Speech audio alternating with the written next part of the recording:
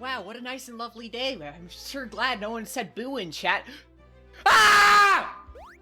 Christ! You can't just say that, Maple! Fuck! Hello, Maple Star. It's lovely to see you all today. I hope you're all having a lovely Thursday afternoon. That's right, I know how to count days of the week, which I guess is more keeping track of time than counting. But I think it's counting, in a sense, if you don't know what counting is, so I count it. See? I told you I'm good at counting. Hello, Silver. How you doing today? I hope you're having a lovely day as well today. How's everyone doing today? Hope you're all doing really well. Very proud. I'm also proud of you. I was about to ask, what are you proud of me for? But then I remembered I just asked, are you proud? Oh my god, I'm fucking stupid. Uncontained. No one tells me what to do. But what if I asked really nicely? What if I said, please? What if I was, like, really sad and pathetic and, like, I was like a cat in a cardboard box?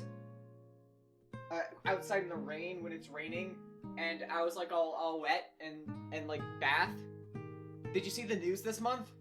Yeah, they hit the second tower. They hit the fucking Pentagon. No, I have not been keeping track of games news lately. I didn't know Gamescom started, but I have not heard anything about that.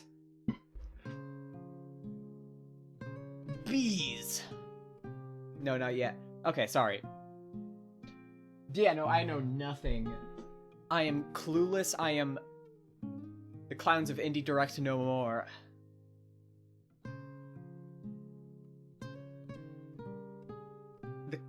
Because it has been announced. Duke Nukem Forever 2? Oh wait, no, I am aware of one bit of I'm aware of one bit of gaming news. Fucking Bubsy. Why did they make a new Bubsy? They keep making new Bubsies. There's fucking Bubsy, Pause it, whatever the fuck, the shitty platformer that's really bad. Then they're like, Furious Pause, or whatever, that's Garfield, that's Garfield, the Furious Race. But there was an Infinite Runner Bubsy game. And now they're making a fucking Bubsy 3D, why? Why? The games don't sell well. No one cares. No one cares about Bubsy. But they keep making games, and I don't understand it. It scares me. I don't trust it. I don't trust it. It's gotta be a tax write-off. It has to be. Oh shit, Silk Song! Oh my god, I need to play Hollow Knight. Wait. Coming out? What the fuck? What the fuck? What? Huh. I don't know how to process that information. That's insane. Well, guess I should start playing Hollow Knight. That's scary. That's terrifying, actually. But yes, without any further ado, we will be continuing with Dicentra. It's been a very cool game so far. It's a very interesting gothic horror indie visual novel. It has been absolutely phenomenal so far. It feels like a very singularly focused game developed by it has been, fun fact, I was like not sure about this, but I read the comments of the game's itch page a bit more, and holy shit, the game is done by a single developer, which is absolutely insane.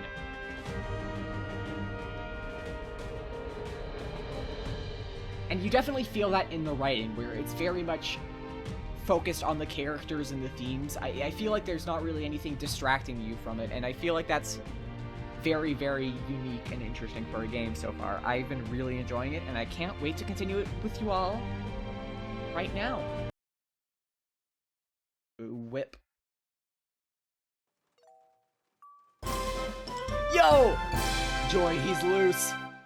Bubsy or the scary? I'm the scary. He's in my living room. What? Die. There's nothing you can do. You're done for. You're done. You're fucking. Your card is punched. Your fucking tickets are in for. You're done. 50 months. Holy shit. Holy shit. What the fuck? He's fucking slaying, though. He kind of looks like a... I'm pretty sure he is a dad, actually, so that joke doesn't work. Bubsy had sex! Someone looked at Bubsy the Bobcat and was like, yeah, I want that!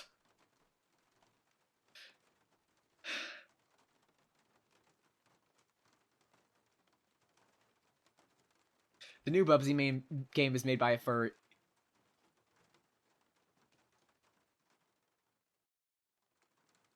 Honestly, I kind of see it with the designs, but, like...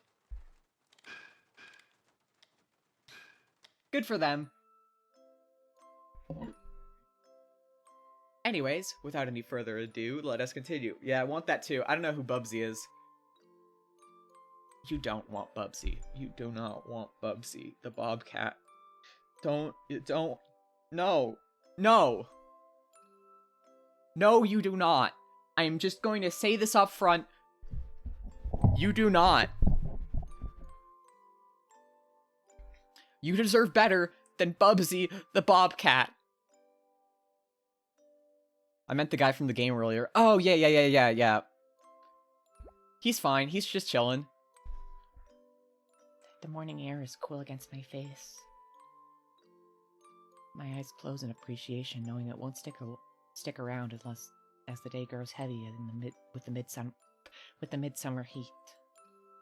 I shift awkwardly in my window seat as I watch the sky grow brighter. The wolf sleeps so soundly on the small blanket I had placed down for him. He'd probably puff up if he knew he was sleeping with his belly exposed to me so comfortably. I feel my lips stretch into a small smile, then a frown. It was so quiet that I couldn't sleep. When it's quiet, I can hear every little sound in the house. When it's quiet, I can hear every little sound in the house. And that makes it easy for me to notice that something is missing.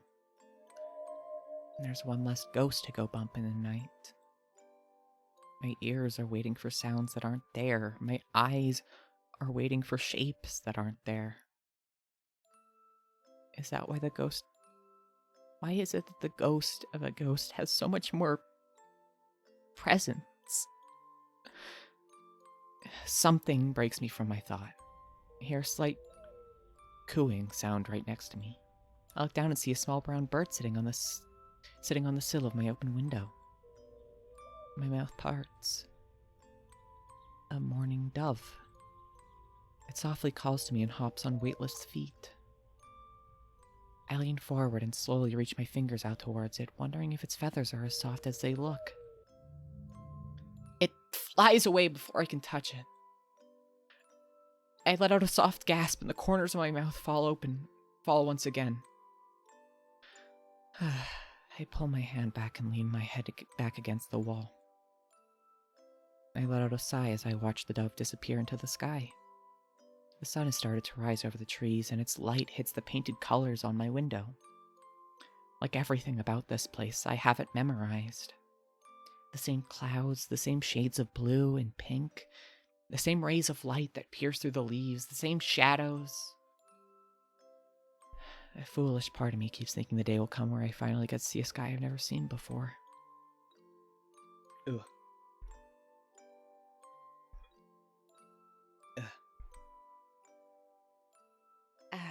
Okay.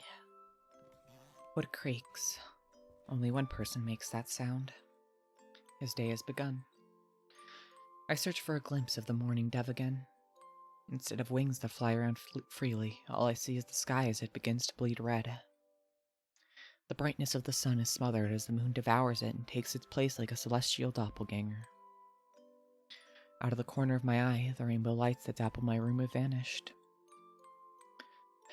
I close my eyes and rummage through the depths of my thoughts for somewhere to hide. Will today be a good day? Or a bad day? I hear the wolf snore and look down at him. I said I would help distract you, but it's you who has been distracting me. Chapter 3. Moon. The sun's gone. I opened my eyes, blinking in confusion. I've completely forgotten what had woken me up in the first place. I distinctly remember falling asleep to glittering stars and darkness.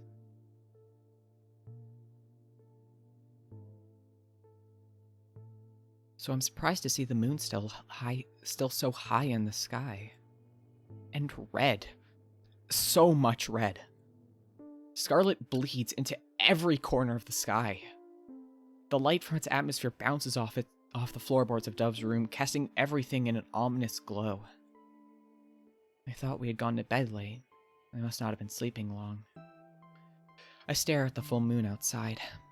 My heart is pumping like it knows something my brain doesn't.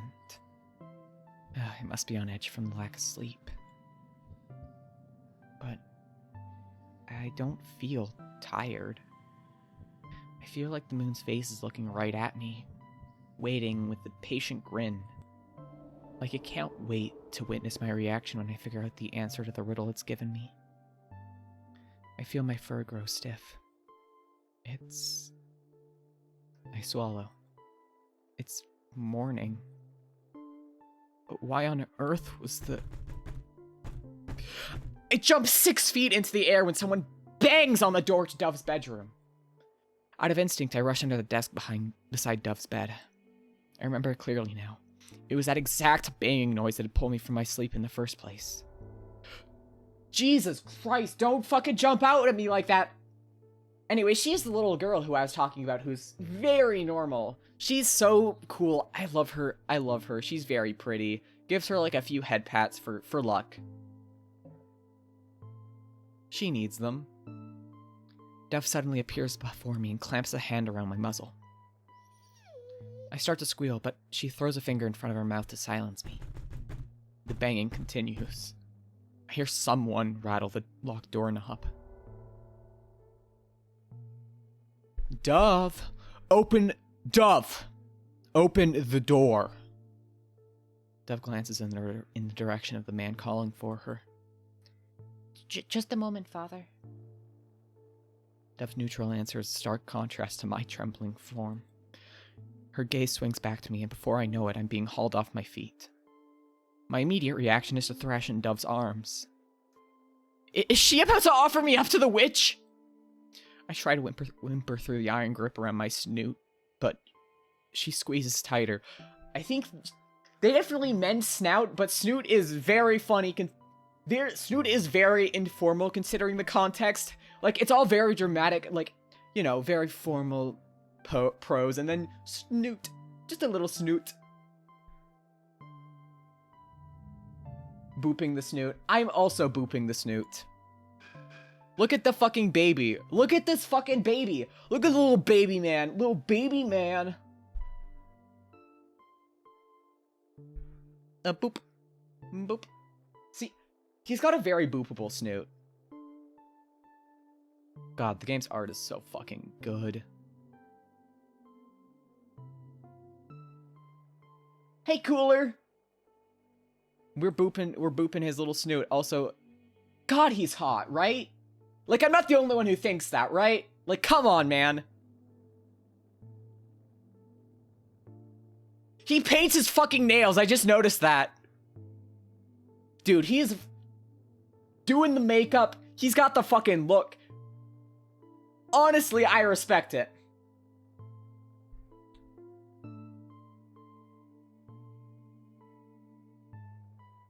No, you're right. He is unfortunately hot. Yeah. Honestly, it's a tragedy. Why do evil men have to be so fucking hot?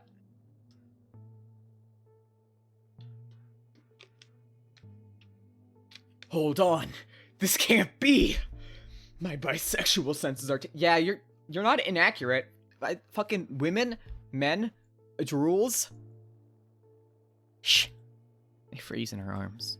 My eyes are wide and full alert, and my chest expands rapidly from my frantic breathing. Dove offers no form of comfort. Hot Night Sales on release date is an unideal time, but this shit will break numbers. I know, it's fucking crazy. I don't actually know the release. I know it's 2 weeks from now, but that's only because someone told me like 10 minutes ago. Still fucking wild that there's a release date now.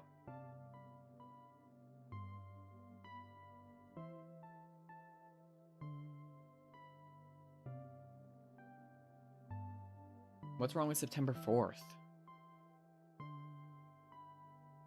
Instead, she spares me one last glance before she throws me into darkness.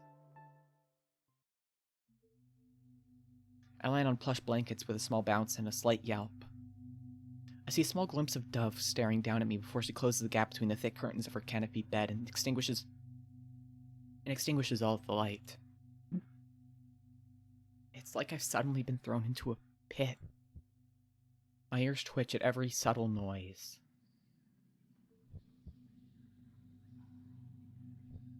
Game still gonna do fucking gangbusters, I'm not gonna lie. Like, if you think the game's like... Game's... cooler, they're just gonna start screaming about Silk Song 2 now.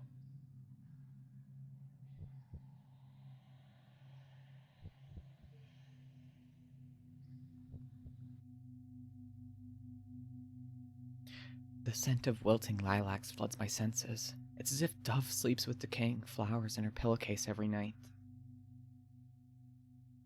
My heavy breathing sounds so loud in the darkness. I try to tame it as best as I can, but in fear that it can be heard beyond the curtains that shroud me.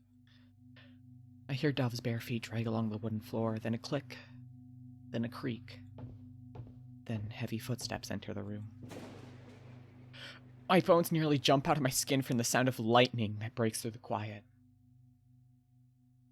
Insert that one Twitter image of a guy breaking handcuffs in the sunset. I fucking love that image. It's so fucking good. Wasn't it clear just a moment ago? Well, you see, the witch's gotta summon fucking storm clouds for his ambiance. Come on, man. Don't you understand? He has cunt to serve, and I'll be damned before I let him fuck it up. He has gotta slay, okay? At all times.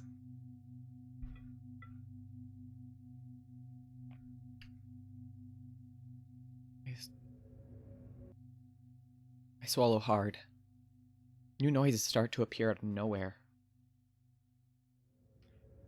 Wind howls outside, so loud it's like ghosts humming in unison right outside the window, crying to be let in. Dove's bed curtains begin to ripple, revealing slivers of red light. I can't find Babel anywhere. My entire body tenses when footsteps land right in front of me. The curtains flicker again. Then all I can see is him.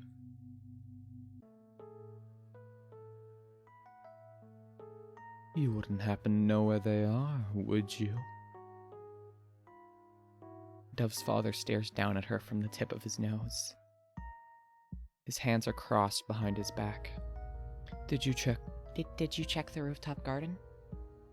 Yes. The kitchen? Yes. Under the table, perhaps? Under the table, perhaps? Dove. Dove. Enough of your games. The witch closes his eyes and rubs the bridge of his nose. Find that bloody ghost, or I'll find a replacement.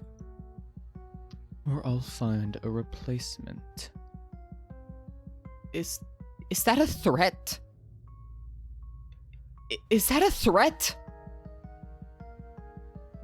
Yes, Father. When he opens his eyes again, I see his eyes catch onto something I can't see. The tension in the room suddenly rises.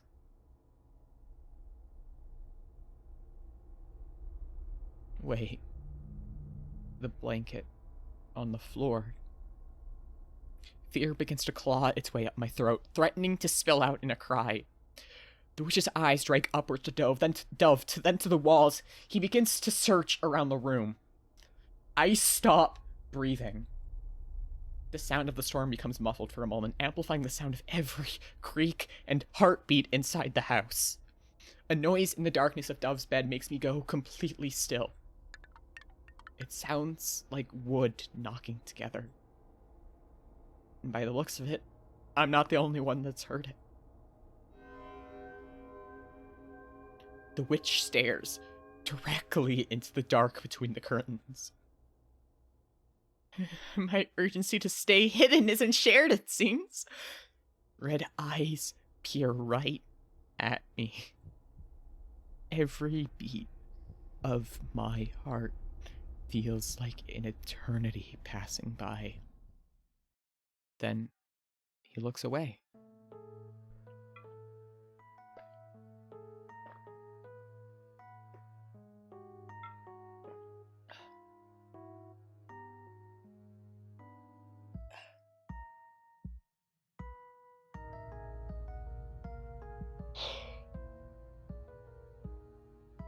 That's just his name, Cooler. I think it's fair to consider myself the biggest fool of all time, considering where I've landed myself, but I'm not foolish enough to let out a breath of relief just yet. Now, because why is Alucard driving the bus all of a sudden? He's got to make rent somehow. Come on, man. Okay, that just reminds me of that one post, like, if I were immortal and broke, I'd fucking kill myself. Just that one, why are vampires always rich? Post from Tumblr. Sorry. Rambling off topic for a second. He does. I can't lie. It kind of works for me. I'm not gonna lie. Oh, right. Just one more thing. The witch reaches into his pocket and pulls out a small black pouch with dots of silver on it. I asked for a sister to craft a small gift for you. I see him place the pouch in Dove's tiny hand. Then I hear the clinking of delicate metal. Thank you. The witch nods, then turns and makes his way out, finally disappearing from my view. Now go find Babel for me. I have much to do. Dove's door slams closed. Whatever hides with me rattles again from the vibrations of the door, and I take that as my cue to launch myself out of the canopy. I tumble out from the dark curtain and slam right into a pile of books, sending me into a dizzying heap on the floor. Once the ache in my body wanes, I shake my head to get my bearings back. Dove's room was already a mess, but now it looks like a hurricane swept through it. Stacks of books have been shoved around and knocked over. The furniture has been pulled away from the walls and left askew. Loose sheets of paper cover huge sections of the floor, leaving little paths of clear floorboard left to walk on. Hi, Joy. Hi, Natsu. We're having a fun time. Nothing bad happens in the video game.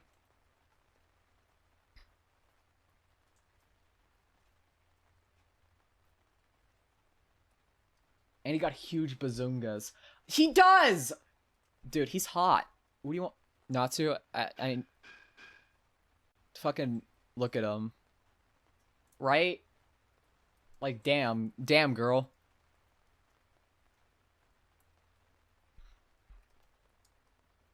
How on earth did I sleep while she made this mess? I finally look for Dove and find her standing by the window. Rain beats violently against the glass panes. Not my type, but I can see the appeal. Fair. Oh, Pasco. Hi, Pasco. Hi.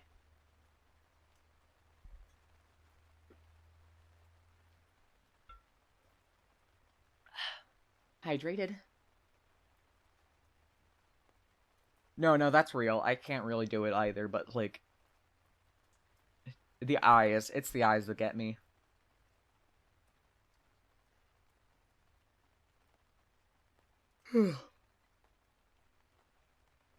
The storm outside rages in full force, and the temperature in the manor has dropped significantly since yesterday. Dove holds something up close to her face that reflects the bright white of the lightning outside.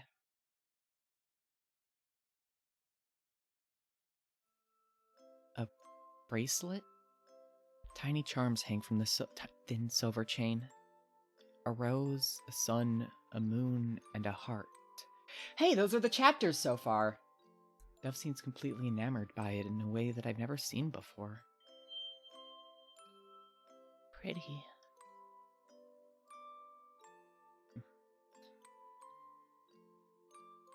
Pretty. I stare, captured by the sight of her. Warmth colors her pale cheeks, and a new brightness softens her eyes. My heart tightens. I've forgotten, or maybe I keep refusing to acknowledge it because I've had to rely on her confidence so much. But Dove is just a child, just like me. She's unsettling and abrasive, yet when I see her like this, or when I see her get excited over something, I want to look at her up close. Maybe to see whether I'm hallucinating or not. Or maybe because Dove burns like a star. Her face glows a blinding light, and her hair is the dark expanse that cradles it. Before Dove, I've only ever known stars far from within my reach. Dove moves away from the window to the desk beside her bed. She sets the black pouch down and places the bracelet on it like a display. She seems to like it a lot. Does she not want to wear it? Her attention has already moved on from it, however. Now, what to do?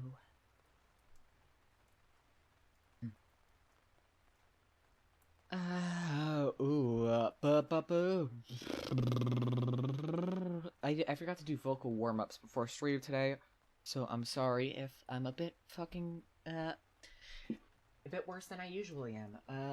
Fuck. I feel like my voice is a little harsher than it usually is, and I feel bad about it.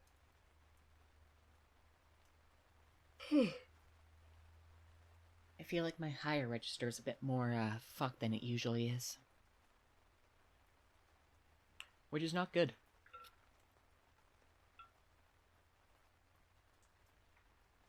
Ugh.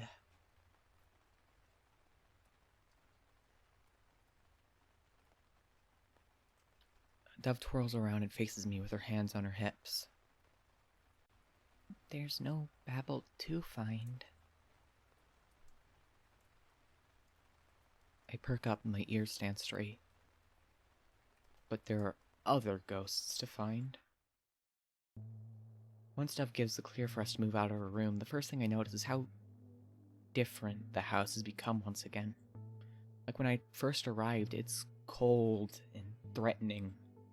All of Dove's efforts to make the mansion more homely seem to have been undone, as though it were nothing but an illusion spell.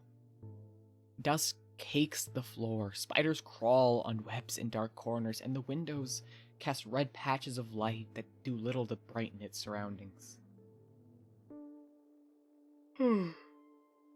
Fuck, I'm also really eepy.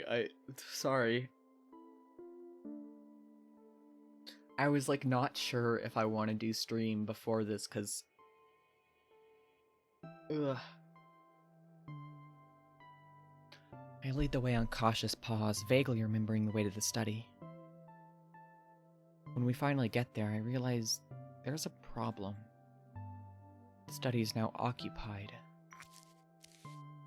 I peek through a crack in the door, and the witch busies himself with grinding herbs in a mortar. To his side, I see a floating quill pen moving on its own, jotting down notes he mutters under his breath as he twists the pestle. I look down under the desk he works at and spot the chest with the ghost remains peering out of the shadows. The day after Babel left, Dove had returned to the study to put the chest back in its place. I didn't anticipate sharing this space with its owner so soon. So the thought of taking the chest didn't cross my mind. Dove hovers over me and takes a glimpse inside as well. Her expression turns green with shock. Wait, you're not thinking of getting the rest of the ghost's belongings, are you? I nod eagerly. Nothing bad could possibly happen. Her eyes grow wide. Was Babel not enough? I blink. What's wrong now? My brows pinch together. I shake my head and hear Dove's breath hitch. I look back to the chest. We can't stop. Just stop at one. Out of the corner of my eye, I see Dove take a step back and twist my head to look at her again. Her hands clutch around the skirt of her nightgown.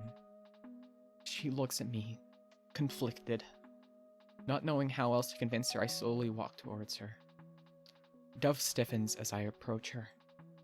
I pause right before her and she looks down at me in anticipation. I blink at her, then I brush my body against her legs. Dove gasps above me. I push against her and curl my tail around her ankles. Dove stands still as a statue as I run my fur around her legs, causing her to stumble slightly from the force she didn't expect me to use.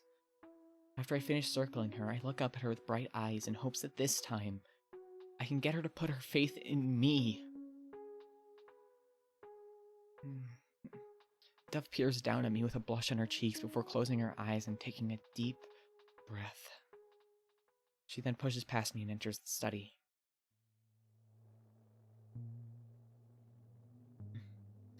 Father, water is dripping from the ceiling of the library.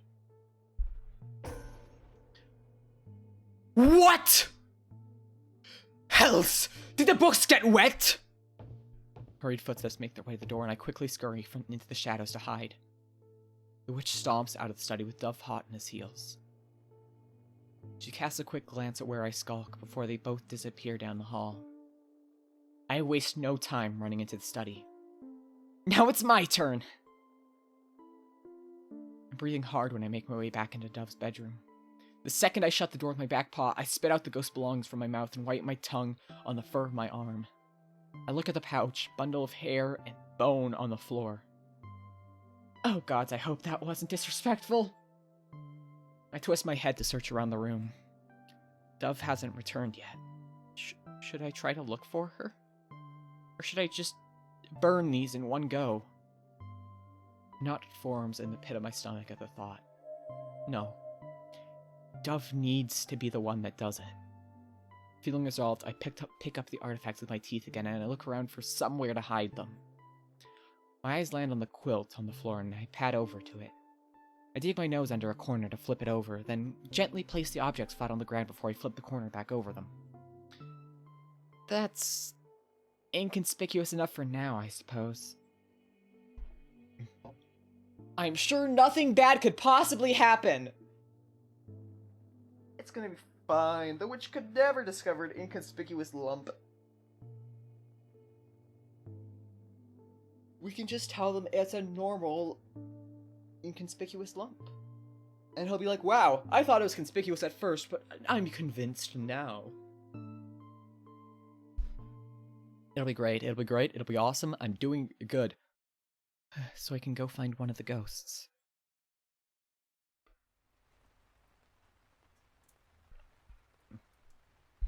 I gravely underestimated how easy it would be to find the other ghosts. Babel, like the hallway ghosts, seem to have some semblance of a pattern. But the rest, well, considering how little I know about them, they're proving to be much more difficult to pin down. I feel like I should have the nonsense hallways memorized by now, but I still find myself getting dizzy from walking through them in circles. I let out a huff in frustration as I quietly survey a hall from around the corner, only to find nothing once more.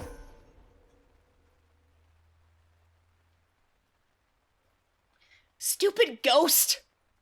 A voice yells down from the hall, and my heart all but leaps out of my chest.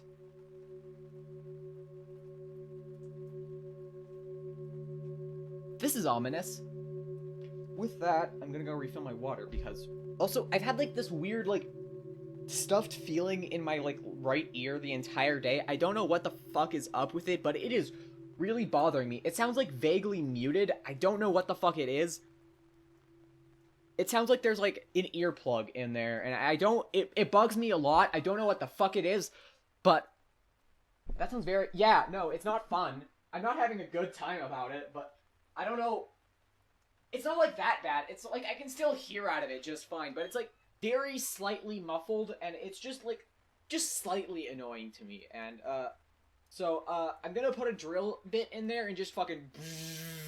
It'll be fine. I can't imagine any negative consequences, so I'll do that for, like, 2 seconds while I go refill my water, because it's a voice acting stream with a visual novel. I I'm doing a lot of voice acting, and I need to drink a shit ton of water, because otherwise I'll do permanent damage to my throat.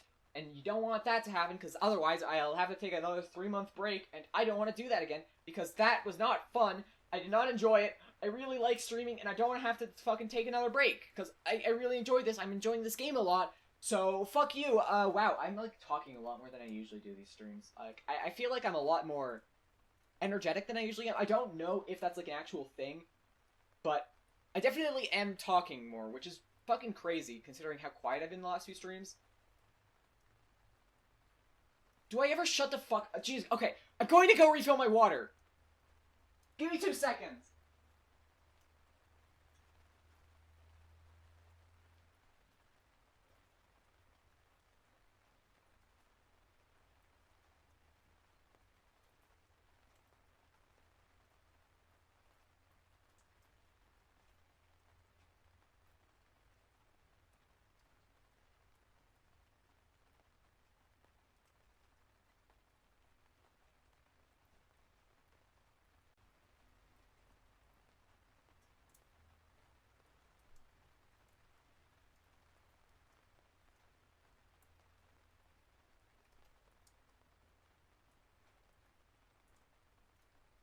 Wow, okay.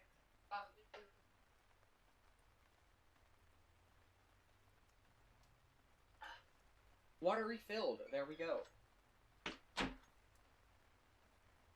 And I already drank like half of it on the way down, so... Jesus Christ. I didn't drink much water yesterday, and I feel like that might have contributed to, me drinking so much fucking water today. Sorry about that. Sorry for I might have to take a lot more breaks, because my water bottle isn't actually that big. Cause... I'm broke, and, like, I'm using, like, one of those, like, really, like, small, like, not, like, really small water bottles, but, like, you know, like, a plastic water bottle? Yeah, it's that. And I go through those really fucking quick. Because I do a lot of very exaggerated talking. I do a lot of talking in general. I'm also very, I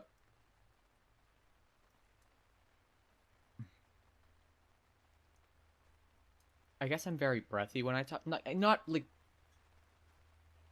I don't know what the fucking term is.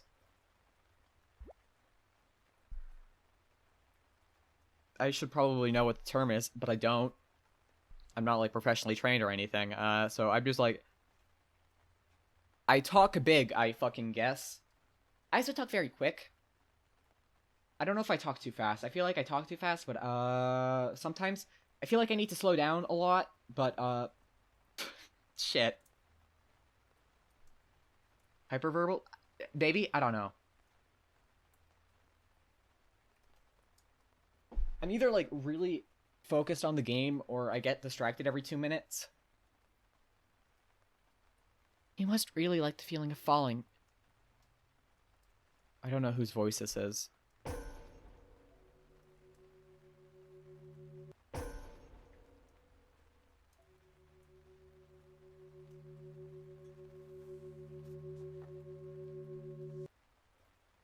I don't reckon. Okay, so this isn't the witch or dove. So who the fuck is this?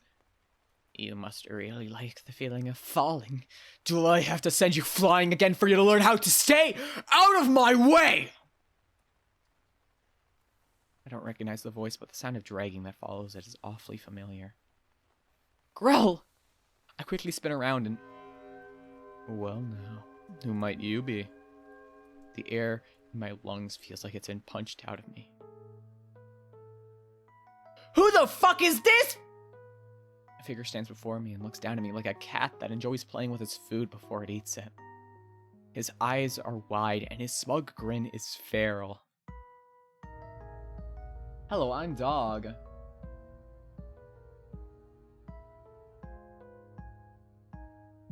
Does Dove have a brother?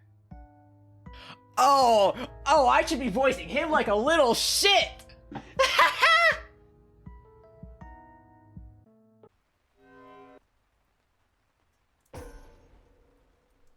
stupid ghost!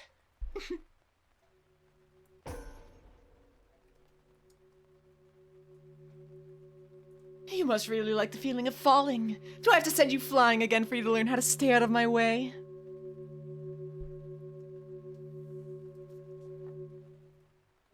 Well now, who might you be? There we go. He's a little shit! I like voicing little shits. Just the fucking bastard boy.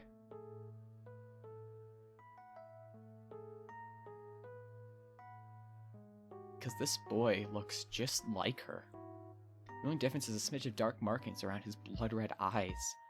It can't be. There's another witch here?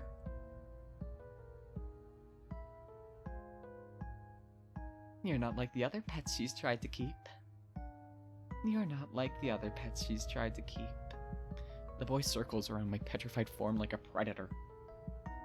Down the hall, I catch sight of Grell disappearing around a corner. I let out an internal cry, seeing the opportunity to catch it slip away from me. The child steps in front of me once again, blocking the way. I'm not a fan of intruders. He glances behind me. But fortunately for you, she is of a different opinion. My ears perk up at the sound of feet slapping on wood. And an MCR fan nonetheless. Yeah, you're not wrong. Yeah.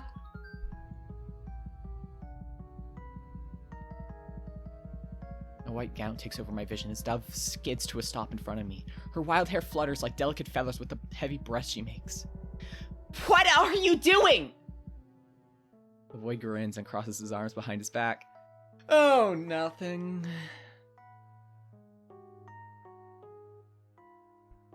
I was just... The boy's eyes cut to me hiding behind Dove's skirt.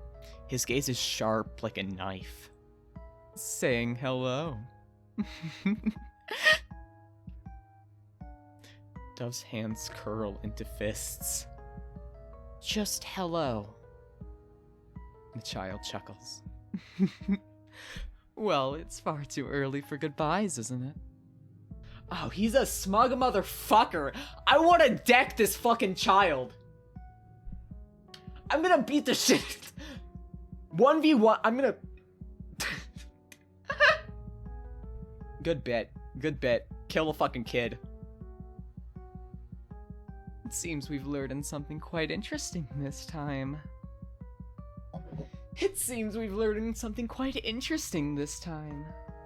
I like voicing smug bitches. I swallow.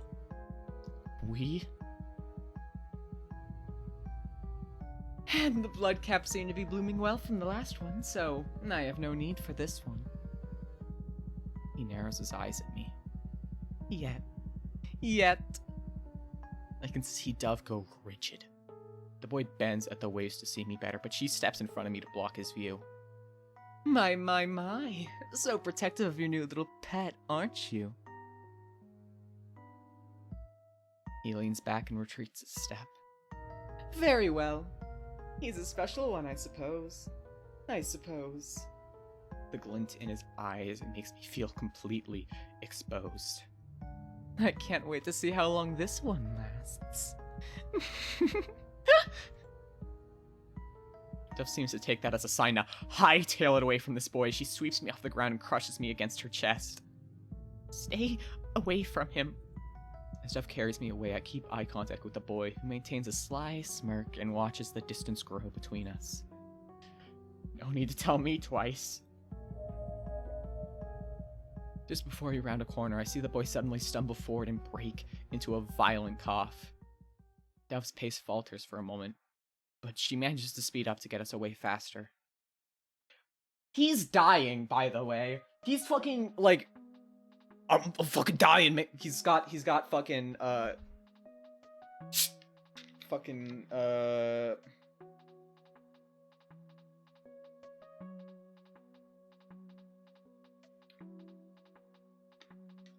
don't know. The cold? The disease that makes you cough and die. I don't know any of... There's no disease that fits that criteria. None at all, I promise. It's like an entirely fictional one that they made up just for this game. It's very cool. Did you know diseases aren't real? It's just big vaccine trying to sell... Okay, no, I'm not going there because... I'm like 90% sure some people actually believe that. Or they believe like natural fucking herbal remedies can fix it. Either way, they're wrong and they should shut the fuck up. God. I cannot believe how fucking widespread anti-science beliefs have gone. It's absurd to me, like genuinely. I find it hard to believe sometimes, and it's like I don't find it scary as much as I find it deeply depressing. Like, you know? Also, Jesus Christ, I need to stop checking Twitter because every time I do, it is just a fucking mistake. Like, I got a notification, so I'm like, oh, what could it possibly be? I'm like, hey, it couldn't be too bad. I mean, they notified me, so they must think I'll like it or something. And it's just some fucking Christian VTuber being like, I fucking hate gay people. Twitter sucks. It's just, why do they ruin everything I touch after the fucking... Apparently the new Cracker Barrel CEO has started like an fucking, is pro-LGBTQ, and like, they're like, she's so fucking, she's as woke as it comes. And like, who the fuck cares, man? It's Cracker Barrel! Who the fuck cares? They're ruining our great American institution of fucking Cracker Barrel. Like, come on, man. You do not care about the fact that Cracker Barrel hires gay people. Shut the fuck up! So yeah, I blocked the VTuber for the rec. Hi, we're rambling about Twitter. It's just fucking... I don't know if it's pathetic. No, it is. I don't know if it's sad or pathetic. Yeah. Like, man.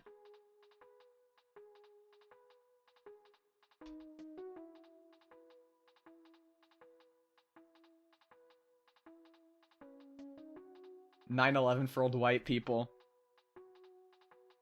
They took out the cracker and the barrel.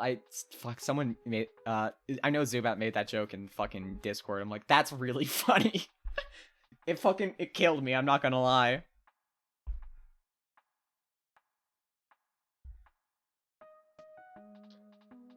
No more cracker.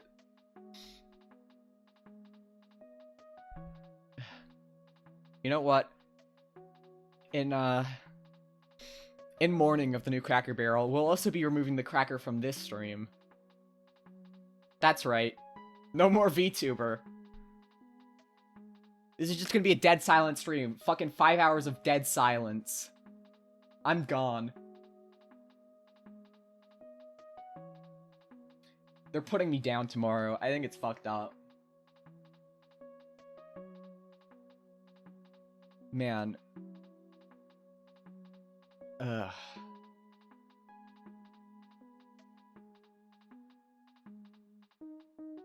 I don't get it sometimes. I just don't understand it. There is nothing about it I understand, and that... Like... I don't know if I'm supposed to. I just... Fucking Americans. American politics. It's just bad. Like, it's so bad. I don't want to talk about it any further because it's just miserable, man. I don't know what you would like to say besides it just fucking sucks.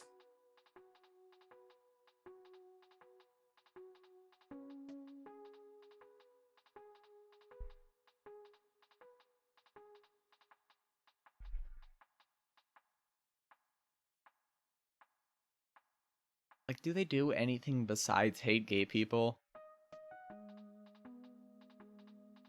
I genuinely don't know. Like, I feel like that's their entire platform, and I feel like you should not be electing people based on that. But what do I fucking know, man? No, they don't. Great. Cool. Dove has not spoken another word to me since we ran away from the boy in the hallway. Logically, that makes sense. I'm not human, after all. But that hasn't really stopped her from doing it anyways. I still have yet to wrap my mind over the encounter with someone new. Someone who's a witch! I think some of Dove's stress is rubbing off on me. Dove has always been the most composed between us, so to see her acting so antsy has me... No, they do more things. Yeah, but those things are worse, for the most part.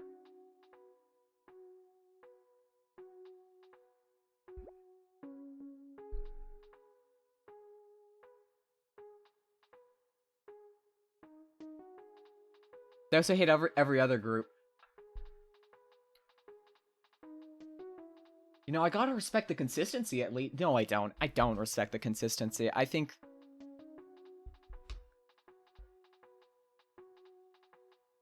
it's just deeply depressing. Like, on one hand, it's, like, very funny, haha, they're mad about Cracker Barrel, but on the one hand, they're, like... They're genuinely upset that gay people exist. Like, at all. And that's less funny.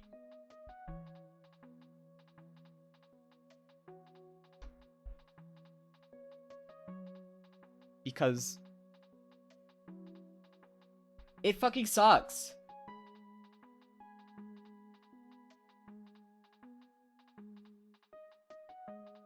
It would only be consistent if they hated themselves. I will continue to exist out of spite, as everyone should. I feel like...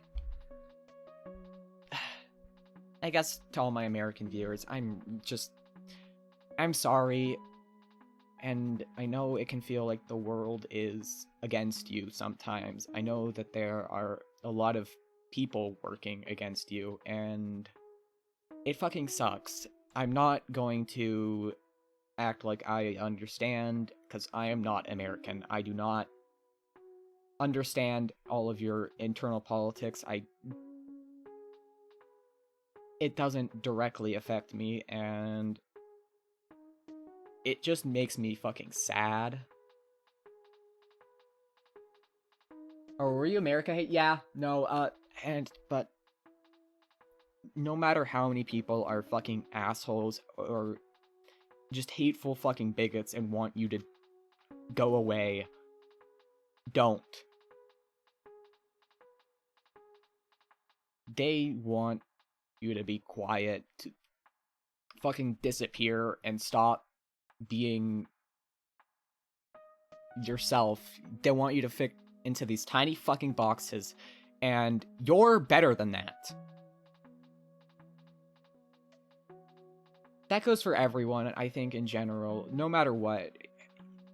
You don't have to have anyone's permission to exist. You are allowed to just be you. And you should be you. Because I think everyone, as long as you're choosing to be kind and support those around you, I think that's all anyone can really ask for, you know? Do your best to support those around you, as always. That's really sweet. I'm not really saying it for thanks. I just know, like, a lot of my friends are both LGBTQ and American, and it's a hard time for them. And I feel like there's this feeling of helplessness in a lot of them, including myself, because it just feels so scary sometimes, and I get that. I really, really do. But you'll never have to go through it alone, I guess. And you can always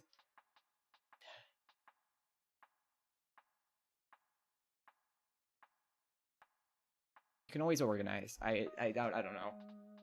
I can't give proper political advice because I'm not familiar and everyone's situations are different, but there is always something you can do in your own life.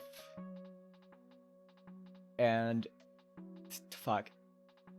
That doesn't solve systemic issues, I'm aware. Sorry. Okay. I'm gonna stop here because I don't have too much to say. Okay, I do. Exactly, thank you. Oh, why is that message glowing? That is a good message. I don't know why the fuck it's glowing. The message is gay. Why the fuck is the message gay? I'm so genuinely what the fuck? How did you do that? I have never seen that before in my entire life. Okay, for those of you watching this on the VOD, there's like a glowing rainbow fucking border around Angel's message in the Twitch chat, and it scares me. I have never seen it before. I don't know what? Bits message effect? What the fuck? It's a Twitch money incentive. Crazy. I have never seen that before. That's kind of sick, actually.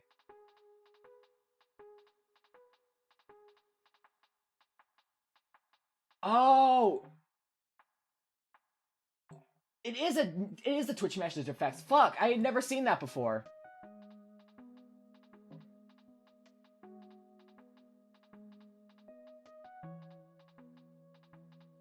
It's more green-purple spectrum than the rainbow. That's fair. Okay, so it's a money thing. Okay. Thank you for telling me. I don't think anyone's ever used that before in my chat, so. Does it? It's kind of wild that doesn't count as a I don't know if the bits go to the streamer or not. I'm gonna be real. If it's just like if it's just an interesting way to donate bits, or if it's just fuck you, have a silly thing. I don't know, man. I'm just fucking rambling. Help me, I'm scared. I'm scared too, Neo. I hope you're having a great day today.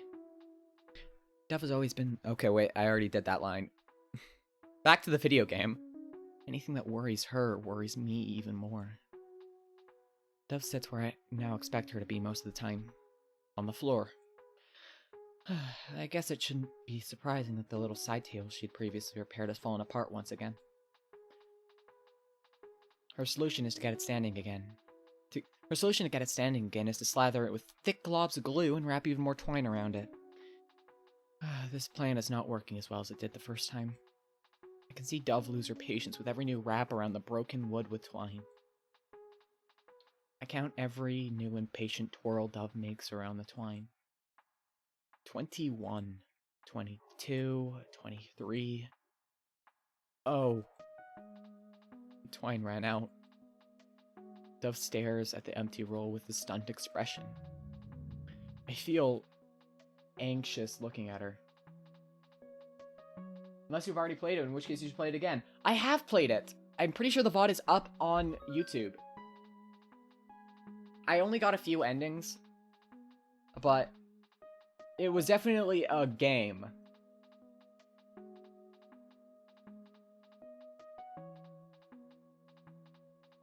Yeah, it's on the VODs channel on YouTube. Curbs VODs. Very, very cool channel that I have no relation to.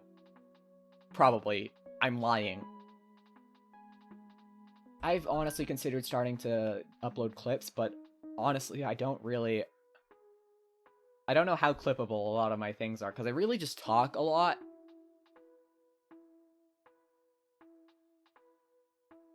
Did she think it would go on forever? A shadow falls over her face. I brace myself. Dove shoots to her feet with the table in her hands and smashes it to pieces on the floor. That's so normal! Okay. Okay. But I mean, I find ways to clip them. That is fair. I guess I just don't get many clips, which is fair. But I don't really want to watch through all my streams to get the fucking my own streams. To get the fucking good clips.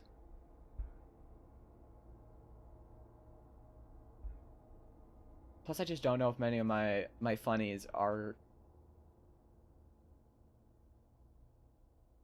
I feel like I'm, like, I don't know.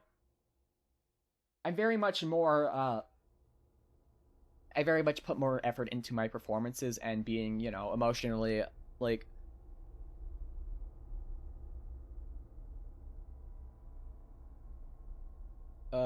you know... putting myself into the emotions of the work, which I do try to be funny sometimes, but, like, I am very much not someone who prioritizes being funny, I guess. Like, it just kind of happens, and sometimes it doesn't, and that fucking, that's mean and cruel, and I would be fucked up and sad all day, forever. I would never forgive myself if the joke didn't land. I'd... Flicks forehead. I just got hearing you're funny. Shut... Ow! What the fuck, dude? I'm 2 graves tall. You sent me launching across the room. I went full... Oh! Oh! Yeah, like that. But that was me, like, flying across the room. And now I have to, like, walk all the way back. It's like a 6-hour walk from one end of the room to the other. And my room isn't that big. It's like a fucking... 4 by... That is... That 4 inch... Nope. That is a tiny... I don't think most rooms are 4 inches. 4 inches is pretty big, guys. Fuck. Ooh, Aggie check from Blob? Okay. Let's do it. Oh, shit. No, I accidentally closed every single tab. Well, I minimized every tab. Which I did not mean to do.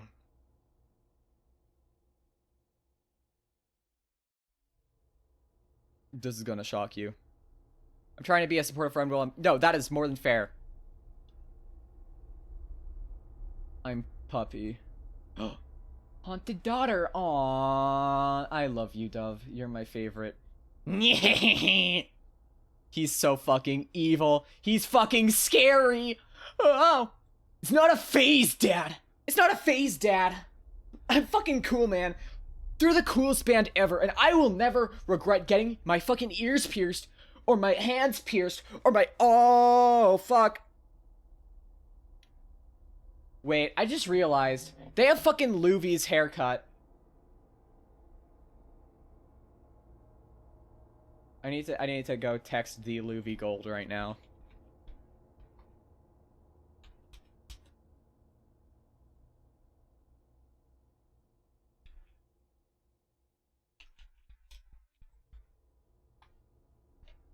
Well, not, fucking, not Luvy. It's, fucking Luvy's character that they play. Oh my god. It's the stupid! She's so fucking dumb. I love her. I love her so much. Oh my god. I just noticed the fucking enemy.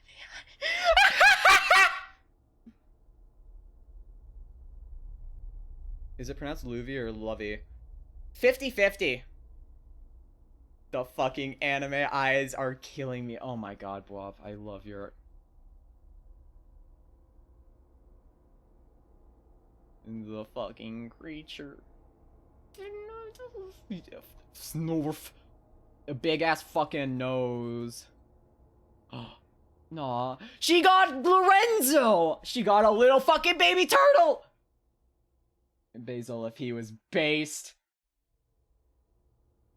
The game would be better if he was a little turtle. May Babel disappear. El dog. God, your art is so cute. I fucking love this doodle. He's so evil and sinister. Me plotting evil schemes and dastardly deeds. Kinda cute. Very cute! Oh my gosh! That is really cute. Leg, I know you're on the other tab. Can I switch over, or do you want to wait until it's done? Because I think it's, like, halfway done. I don't know. But I love you, Cerno. She is, like, the creature of all time. I want her as, like, a little fucking... Okay, I'll wait. I feel like if you, like, threw her at a wall, it'd just go splort. Let me pull up splort. That, I'm not talking about the game. Where is splort? There we are. Iconic splort. As an owner of a certain of... That's crazy. Can you confirm? Can you confirm or deny my intense claims of splort?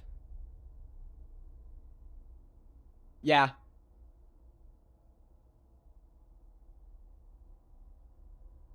Splort. We probably can. But should we? I don't know. That's scary.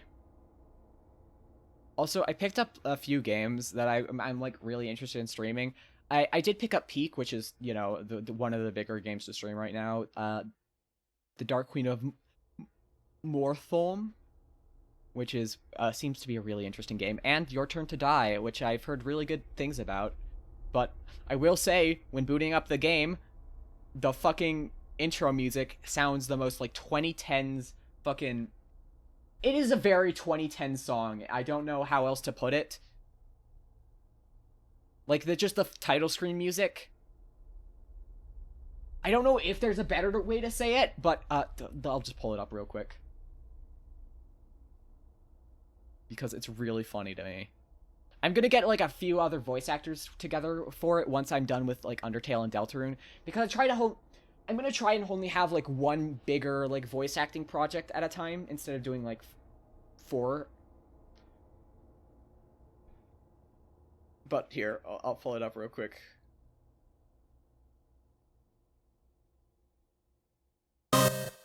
Like, fucking listen to this. It just feels so... Right? Like, I'm not the only one who hears it, right?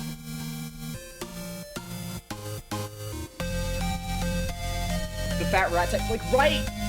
Is this for Your Turn to Die? Yeah, this is the title screen for Your Turn to Die. That's the title screen music. My wife left me gaming %. Yeah. Yeah, that's what... Sorry, I got distracted.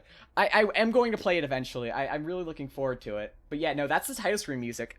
And the game seems, like, pretty serious. Like, it's, like, apparently, like, from what I've said, from what Chula said, who is one of the people who I want to have guest on the, Your Turn to Die stream, but she said it made her cry, so I'm like, okay, so it's a really good game.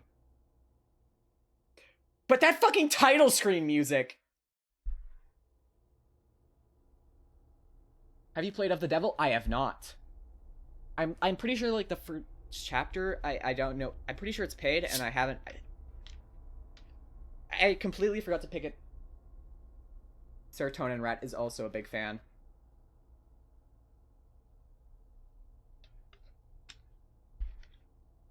I mean, hey, if you wanna get them on for the stream, but yeah. Another lawyer-type game. I love lawyers. What a guy. I need to play Penis Right as well. That was one I did. I know I did fucking the I did Ace Attorney at like the start of my re-debut, and then I never did it again.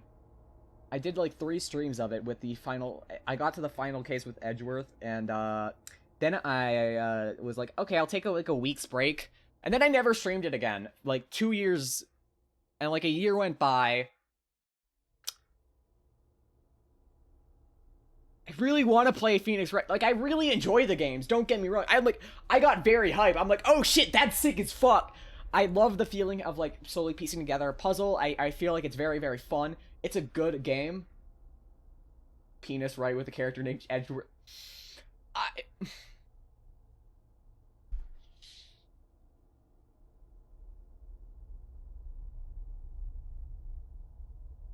You'll like Of the Devil. I definitely want to check it out. I just try not to do episodic games. Like, okay, I don't want to do games that are, like, incomplete, which is why I don't do many.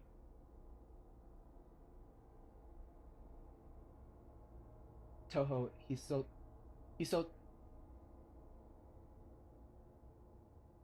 Tensoku 1v1 when, fuck.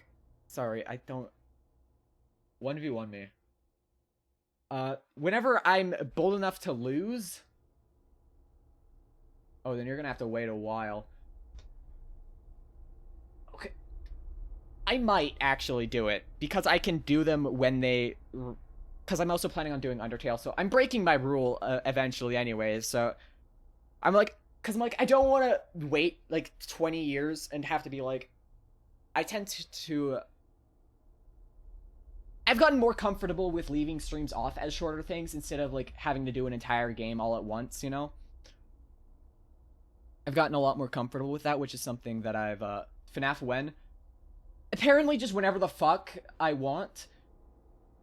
Like, fucking during the return stream, we just played one random night of FNAF. That was still one of, I still think that's one of my best bits. I don't care.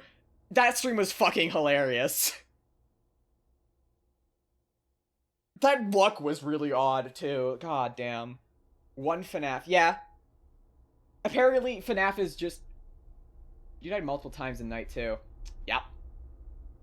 And then I did night 3 or whatever the fucking first time.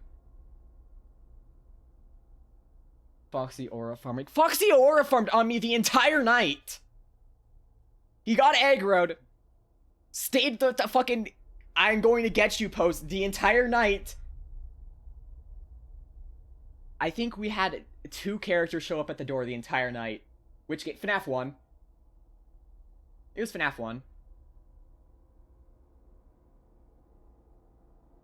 Cheek and Foxy. Yeah, it was Cheek and Foxy. Those were the only 2 who ever showed up at the door. Everyone else would, like, get close to the door and then just go back somehow. A fan of the classics, I see. I've only ever played FNAF 1. I'm not, like, a FNAF fan. I don't consider myself one. I know a lot of it through osmosis, but that is the extent of it. One time each by... Yeah, oh yeah, no, one time each. They each showed up once at, like, 5 a.m., and that was it. That was it. And I was paranoid the entire time. Like, I was... Like, despite everything, I was fucking nervous, because FNAF 1 has such an intense ambience that just fucking gets me, man. I don't know what it is, but it just fucking...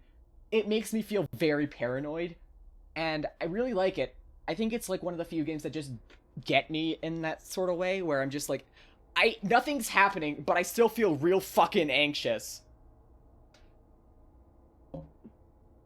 And I'm not even that scared of the jump scares or anything. It's just, like, something about it just fucking fucks with me. I don't know what it is, but it fucking gets me. It fucks me up. Also, I did see fucking, would say, Joy Curves, iconic for never getting sidetracked. Yeah. To be fair, I haven't been getting sidetracked that much recently. Like, I feel like this is, like, my most iconic bit, and I feel like I've been falling behind on it lately. I gotta get in my fucking zone again, you know?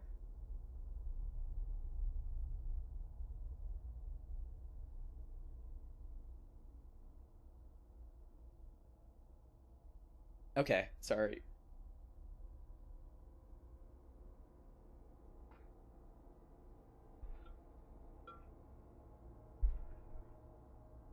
Okay, it says ads are over, so everyone should be back now. Okay, I'm done getting sidetracked for like 5 seconds, so we're going to return to the video game now. FNAF is a game that exists. I agree.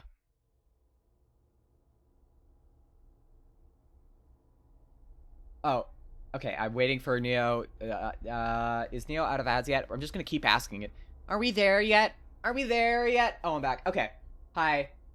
Oh, I missed the Aggie check. We did see everyone's fucking banger art. Welcome back. I'm still in ads, but even if you don't like FNAF, it's not that I don't like FNAF. I just haven't played it. Like I just haven't played the games. That is entirely it. I have no opinions on FNAF because I have not played any of the games. Besides one, and one makes me really fucking anxious. In a way that, like, I don't think 2 does at all. I did, like, do, like, night 1 and 2 for, like, just to, like, see if it was, like, the gameplay itself. No, I feel like the ambiance just isn't quite there. I don't know. I don't know what it is, but first game fucking gets me. Oh, help wanted. I do have VR. I just realized I've never done a VR stream.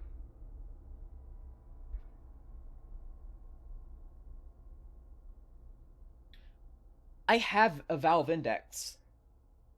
And I have for like 2 years.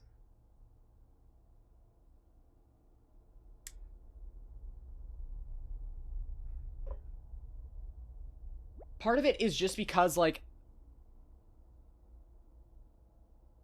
VR streams, do you take suggestions? I might. Part of it is because I want to wait until I have, like, the 3D model done, so I can, like, actually have it, like, follow my movements and stuff, because I feel like that'd be, like, a huge thing. Because I actually have all my, like, emotes set to fucking keybinds, and I know I don't use my emotes enough anyways, but, like, I wouldn't be able to access them at all if I'm doing a VR stream, and that sucks for me, because I like using them.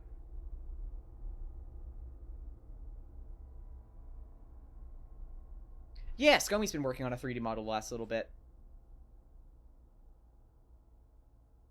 I know I showed it quite a few times by now, and I know no work has been done on it recently, but, like, look at it. The Joy Curb. It's coming along really, really well so far, though. I'm really, really excited to start rigging it.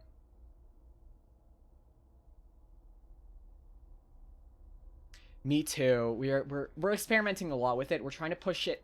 We're trying to push the expressions a lot in terms of making it a very, you know, exaggerated cartoony model, a lot more than, like, you know, it's just a generic anime kind of thing. Like, I want it to be very expressive is my biggest thing, because the biggest issue I have with a lot of VTubers is technically the cat patch is always there. It's just, wait, no, it's not. What the fuck? My cat patch isn't here on my model. I never noticed that. It's there on my ref sheet.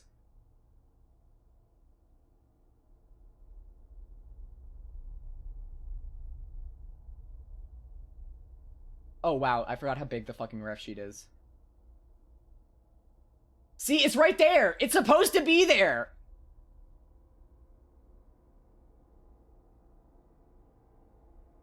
But yeah.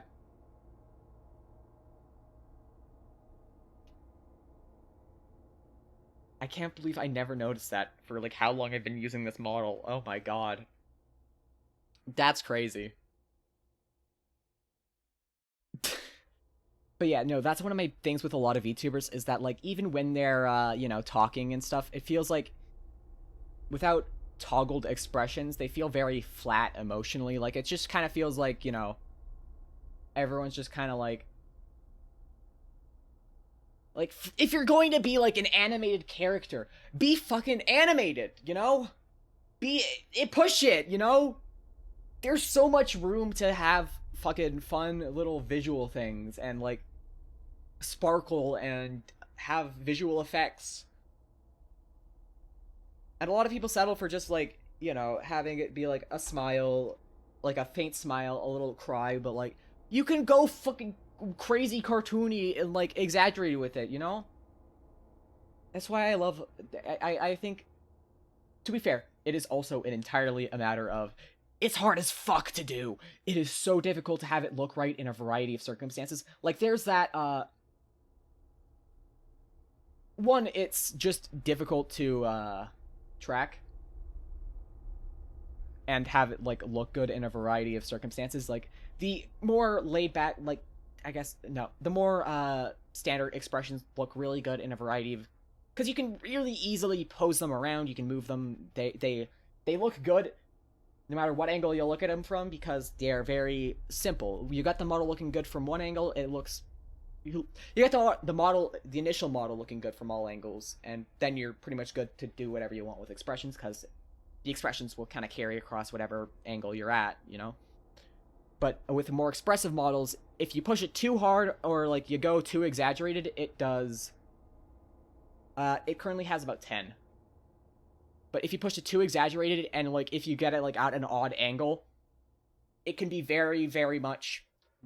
It can look bad. It can look really bad. That's why a lot of like that 3D modeling and like that's why a lot of 3D animation cheats to the camera, because it's hard to get those exaggerated expressive animations with a traditional model, you know? Because you need to be aware of how the camera looks at it. I was tempted to develop my own VTuber program to kind of specifically dynamically do that as I would move around, but it turns out that's a huge amount of work, and I don't know how the fuck to do it very well. So I'm probably just gonna use Warudo or something like that, but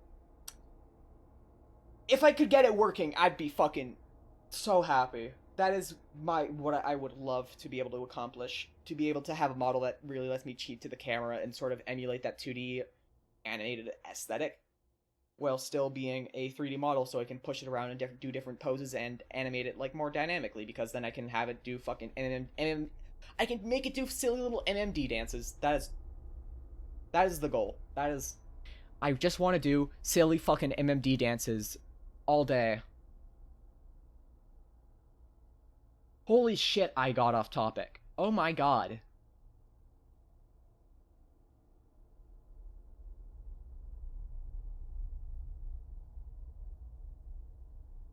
Hey, remember when I was streaming?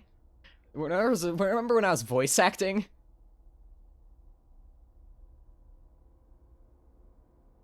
It looks really cool. Yeah, no, it's all done by Skomi, who is an absolutely incredible artist. Look, I'm notorious for never getting sidetracked ever on my streams. Not even once.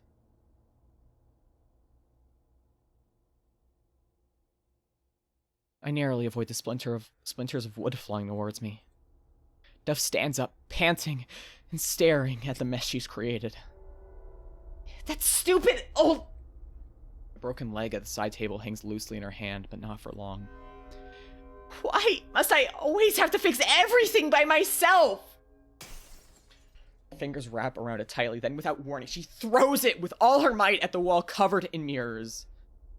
I wince and my ears flatten at the sound of glass shattering and screeching. That's normal. Okay, wait.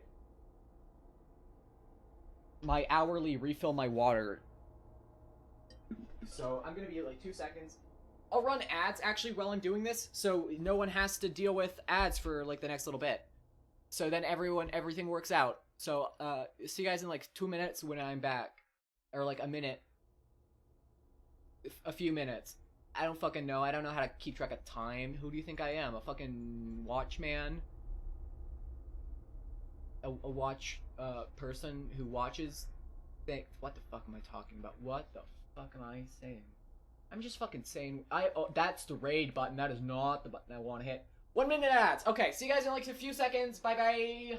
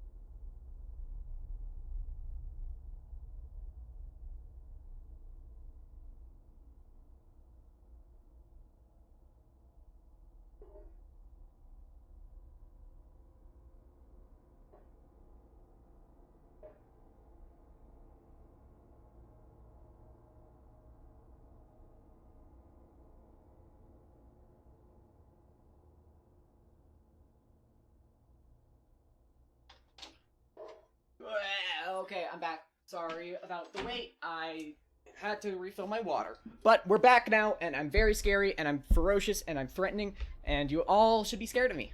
That is the conclusion. Haunted house, you know how it is. I love it when my house screams at me. I just think that's cruel. Ah, so scared. I agree. You should be terrified. I'm terrified. I'm glad everyone's scared of me. This is what I wanted. This is what I deserve. I'm like a terrifying, ferocious cat girl, and I'm gonna bite your fucking knees off. You are not. What? I had hair go in my mouth, like middle of the sentence. Only third? Can you even reach our knees? I can reach your fucking knees. You just time people out. It'd make you scarier. Okay. Time you out for 10 minutes. Apparently, the quick options only have 10 minutes. I'm a robot. I know no fear. You should, because I'm scary. I'm ferocious. I'm threatening. And I'm cool. Probably. Joy can't even reach her own knees. How the fuck does that work? Dove's hands fly to her ears to smother the screams that come from the broken mirrors. She pinches her eyes together before opening them to throw a smoldering glare at the reflective shards. Quiet!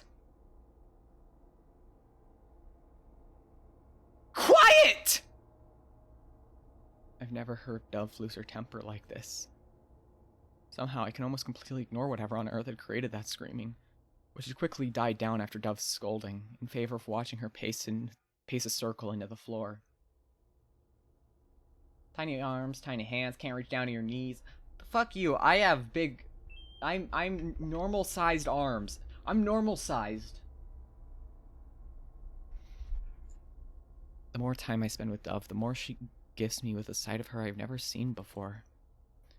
At this point, I could fill a room of portraits displaying all of her complexities.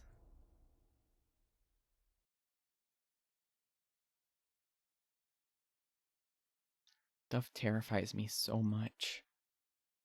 But at some point, the fear I felt for her changed from the kind that makes me want to run. From the kind that makes me want to run for the hills. The kind that makes me want to stay and see what happens. What do I do? What do I do? Dove gnaws on her thumbnail as she paces back and forth.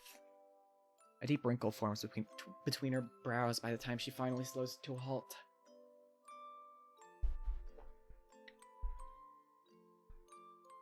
Dove stops chewing on her nail and looks down at me. My eyes widen when I see the face she wears.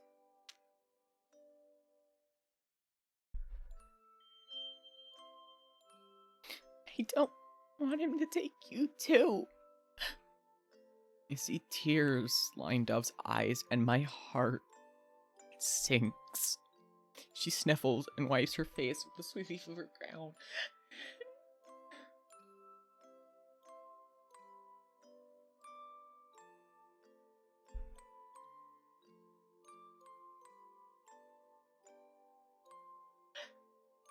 The fear on her face disappears when she brings her arm back down. In its place is a fiery determination. Dove storms out of the room, leaving the dining room looking far more chaotic than when we had first arrived. Something about the sight makes my heart start to race. This whole time, I've been searching for any little crack in the wall that will lead to my freedom. Maybe I've been trying to break open the wrong thing. Dove makes her way to the supply closet in the hallway again. She yanks it open with both hands and hunches down to dig for something.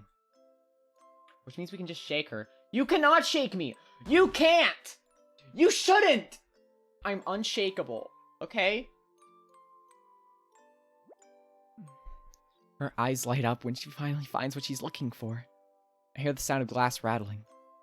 I brush against her side and look at what she's found. Dove takes out a jar with what appears to be glass beads and charms.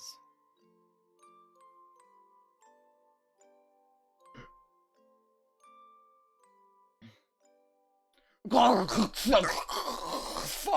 Ah! Ah! That was mean. You shouldn't do that. That was uncalled for. Clasps hands over her eyes so she thinks it's night and goes to sleep. Wow, guys, I'm feeling really tired for some reason. It's crazy. Can you believe it's nighttime already? I can't believe it's nighttime. I thought it was Thursday. That is a great joke. I regret nothing. I tilt my head curiously. She retrieves a couple more items from the closet before we make the journey back to her bedroom. Yeah, that's what Brick does. That's what them bricks do.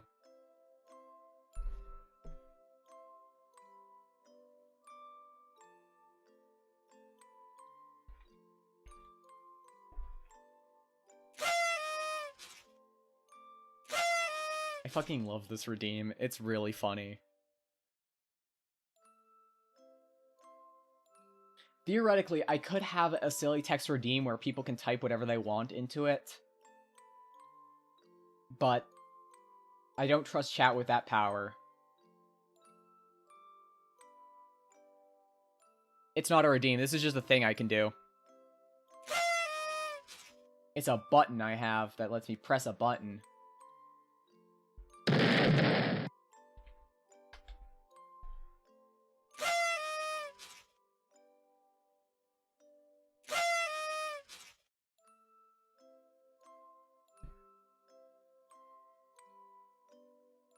Yeah, I'd type penis.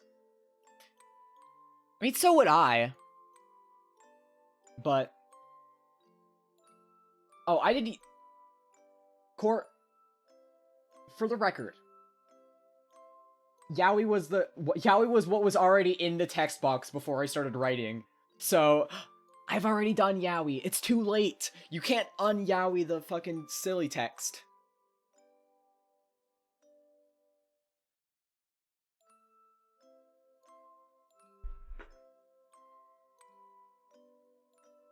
You can yaoi again, though. I can yaoi again.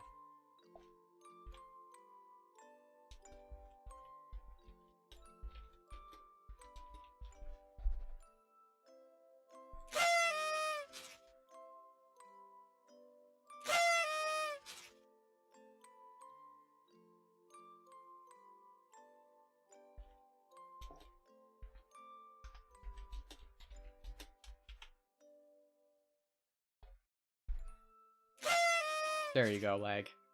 It's a gift for you. Also, is she gonna make a friendship bracelet? It's like a buff you gotta reapply. Chat, hear me out. What are we hearing you out on? Are you gonna voice your support for the yaoi paddle? Yuri on ice, but it's actually Yuri. That's what I thought it was, and I was disappointed. It was just yaoi. Which is fucked up.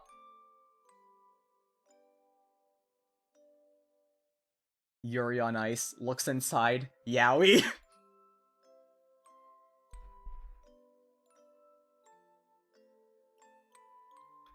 They should make yaoi on ice and make it Yuri, just to be fair.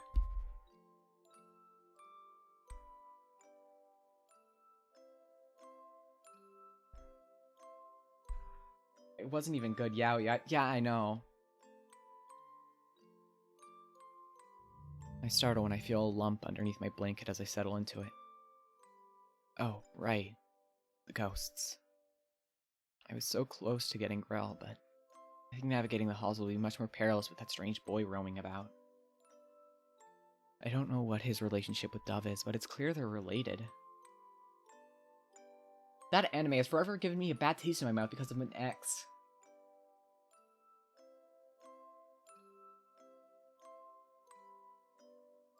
I'm interested in hearing the story, but if it's too depressing or, like, too fucked up, don't. But I do want to know.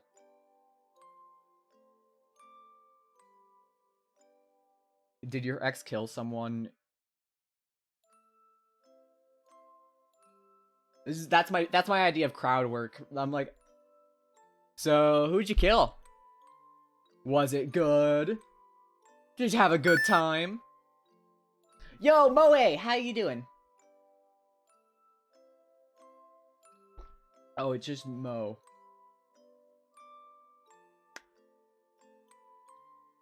It could be Mo.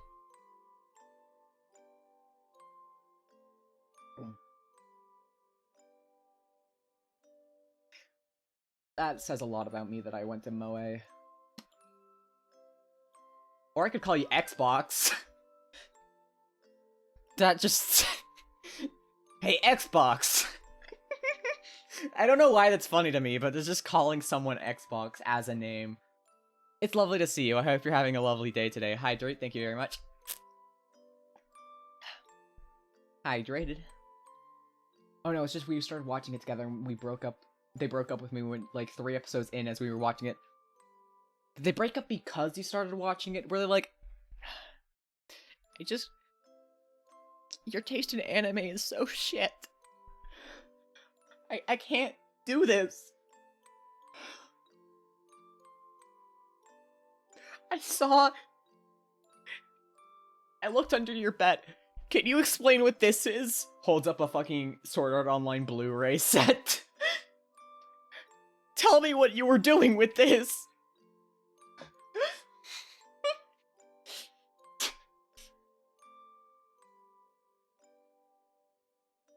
This shit is so ass. I fucking really want that art as a curb emote.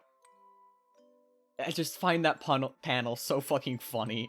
I know it's edited, but it just fucking kills me every time. I don't know what it is about it, but it's just really funny to me.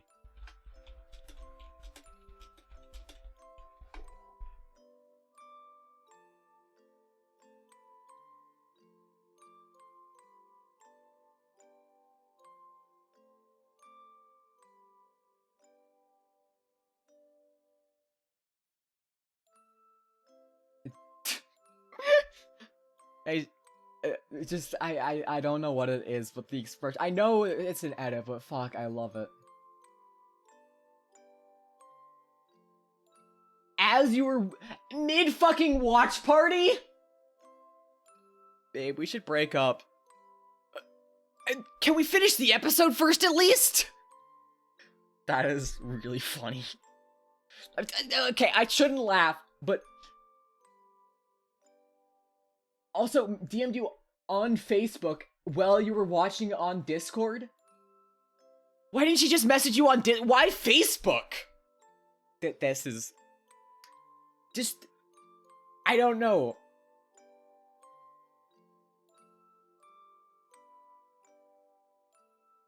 It just seems insane to me. I don't get it. It scares me. And honestly, I can't say that I'm itching to learn more about him. The witch and the boy... All I need to know is that I should stay clear whenever they're near. Or wherever they're near. Not whenever, fuck. I look to see what Dove is doing. She seems to be completely immersed in whatever she's doing. My eyes roam around the room. I spot a random book that's been thrown open. Probably when Deva decided to redecorate. Pulling myself forward on my paws, I scoot up to it and trail over the words on the open page. Book on toxic plants? A yawn forces my jaws open. I blink at the drawings on the page. Oh, I think I saw that flower on the rooftop garden. Done! Done! My head snaps up. I fell asleep. The gentle tap of rain against the window is the first thing I notice as my senses come back to me from the fog of sleep. My head turns to look outside. Surrounded by gray storm clouds, the moon continues to hold watch over the manor from the exact same spot as earlier. Everything about this place feels like I'm stuck in a nightmare. Maybe I'm actually still at home right now, being carried to bed by my grandmother, and this is all just a bad dream. No, I know better. In a world like this, it's harder to imagine days when you're not inconvenienced by monsters. A shuffling sound draws my eyes away from the window. I look over at Dove and watch as her back straightens. She stands and makes her way over to me, holding something in her hands. She kneels in front of me, looking nervously at her closed palms before opening them. The shadows from the storm cloud roll around the room like the reflections of waves on the ocean floor. Beams of moonlight break through and bounce off the object that hangs from Dove's fingers. It's a necklace. I was right. Oh my god, that's so cute. That's so fucking cute. That's so fucking cute! Fuck! That's adorable! Messily arranged on a red string with mismatched glass beads that hug a small leaf ornament made of a shiny silver metal. The brightness of it contests the small smile Dove wears as she presents it to me. Red adorns her pale cheeks and forehead, sticking out so darkly she almost looks feverish. She sucks in a deep breath. Another deep breath. I can't do magic yet. She lowers her head, avoiding my gaze. But this will help protect you. I stare at Dove dumbfounded. My heart beats hard in my chest. Dove's fingers tremble around the necklace she had made for me. For me? But what about her? Who protects you, Dove? I glance behind her. Besides the lock on your room. My eyes start to burn as I look back at her. She finally meets my gaze, waiting for my response. There's not a chance in hell I don't accept the necklace! What kind of fucking monster do you think I am? What the fuck is wrong? If you choose I don't accept the necklace, you're a fucking monster. The fuck is wrong with you? I refuse to believe anyone did that. Like, that's so fucked.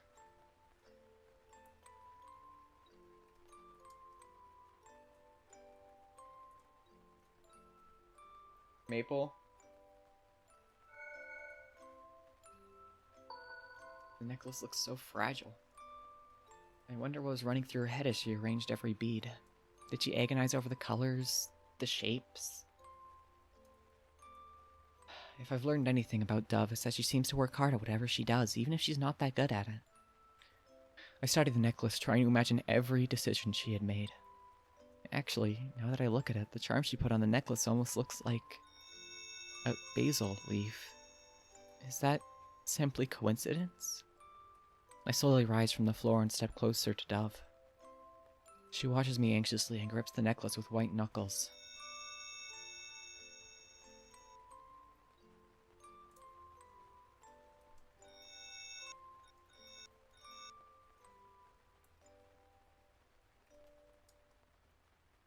I slowly rise from the floor and step closer to Dove.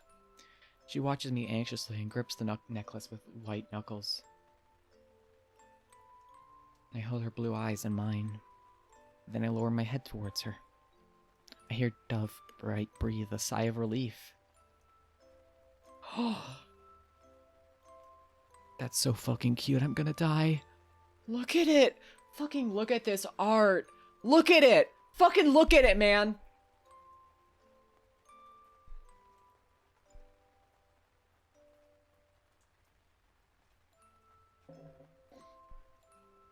I close my eyes as she so carefully brings the necklace over my head and places it around my neck. Somehow, the weight of the necklace helps me feel less vulnerable. Dove gives me a small smile and quickly pulls her hands up back to her lap. The necklace holds no magic. But if Dove believes this can help keep me safe, I want to believe her too.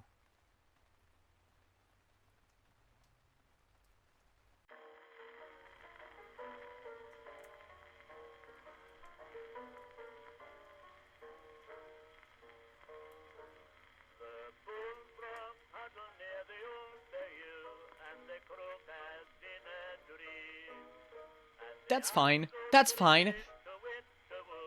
That's reassuring. I can't imagine anything going wrong while the room is flashing red. Why would that be a concerning sign? I think it's totally normal. A loud noise bolts me awake. A quick glance at the window shows calamitous storm clouds that roar and light up with branches of lightning. Rain drums against the window violently, and wind makes the frame tremble. I can barely tell what time it is anymore. Loud music disrupts my thoughts. The song playing is scratchy and reverberates through the walls. I'm surprised they don't tremble from how thunderous it is. My ears press flat and I reach my paws up to dampen the blaring noise further. Loud thumps and a voice accompany the music. Oh, that's fine. That's fine. The glass breaking is fine. I don't need to worry. I wouldn't worry about anything that happens. This is so fine and cool and normal, and nothing bad has ever happened in a video game. I'm fine, I'm great. Nothing bad's gonna happen to these characters. This is gonna be a wholesome game where nothing bad happens. I watch the door and consider double checking to see if it's locked. Fuck! Fuck's sake! My blood thunders in my ears. What on earth was going on? Laying so exposed on the floor makes my skin crawl. The air feels uncomfortably warm and damp. The heat makes everything in my vision shimmer like infernal illusions. I swallow and search for Dove in the dark. Abnormal as she is, I can't imagine anyone being able to sleep in these conditions. When my ears pick up the sound of tapping, I know my suspicions are correct. I find Dove kneeling at the foot of her bed. The sight of slightly open curtains behind her catches me off guard. It's heavily shadowed, but I think it looks like something's moving inside the canopy. Fear pulls my gaze away. I focus on what Dove is doing. The clouds part just enough to let a streak of red into the bedroom. The sight behind Dove makes my heart rate jump. Rotting limbs and branches of hands manifest out of the shadows. Not approaching, just lurking, and for some reason, they're very vocal tonight. Gurgling growls, strained groans, and the sound of grinding glass grow louder and louder, as if competing against the other noises that violate the quiet of the night. My paw taps around my blanket until it finds a small lump. They're all gathered here. My eyes flick to Dove and widen when I see what she fills with. In Dove's hands is a cross, or at least something crudely shaped to look like one. I'm unnerved by the sight of it. Dove tightly crosses together splintered woods with wires and string. She ties the wood together so tightly that chunks break off and litter the floor. It looks like one of the crosses in the graveyard outside. The only question is, who is it intended for? The sounds of the coast have started to muffle the loud music. I notice Dove's stiff expression start to melt into something slightly more serene. My paw moves off the lump. Now is not a good time. My arms cross and I rest my head on them to watch Dove work. I don't think I'll be able to go to sleep.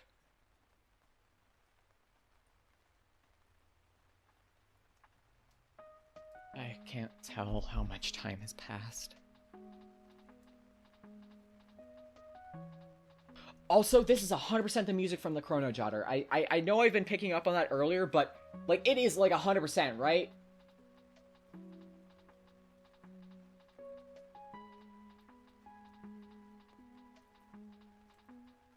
Alright, let me check it out.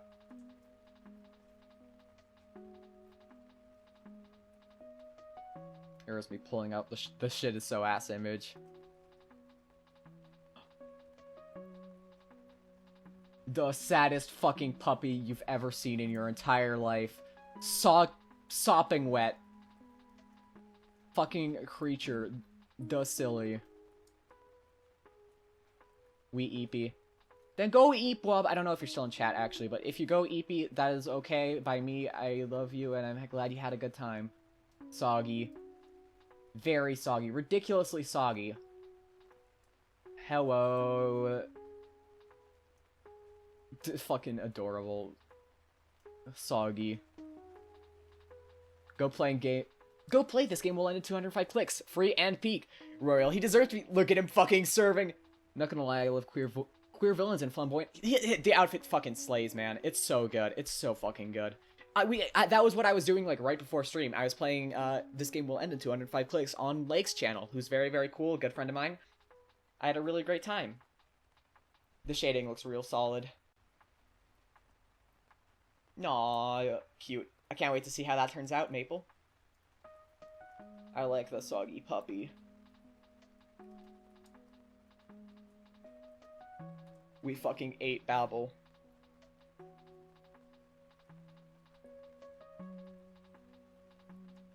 Had to fucking draw him. His design is so I love him. Joey, you're making me insane again. How? What am I doing this time? Maple, am I giving you more fucking brainworms? Yeah. Look, what can I say? I'm evil. I've given Maple, like, 4 different fucking hyperfixations at this point. I think it's really funny. It's just a reoccurring bit at this point. I think it's really funny.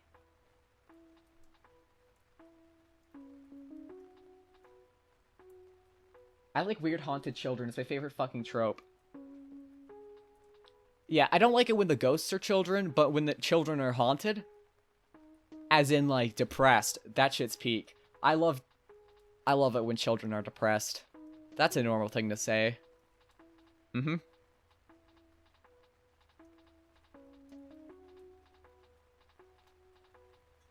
Also, what the fuck is that pattern outside?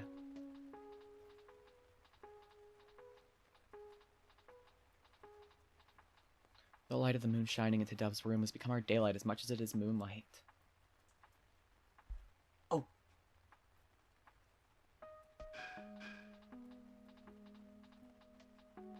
Screenshot. Screenshot it. Oh wait, I should move chat. Fuck off for 2 seconds. There. Screenshot it. Your bestest ever. I know. Perfect. Whether it is truly day or night, it's impossible for me to tell. A couple of candles light up the room. I suppose all there is left to do is to convince our brain that it's the time to be awake. Dove sits at the window, completely focused on watching the trees like she's searching for something. She has the window opened, allowing a cool breeze to blow in.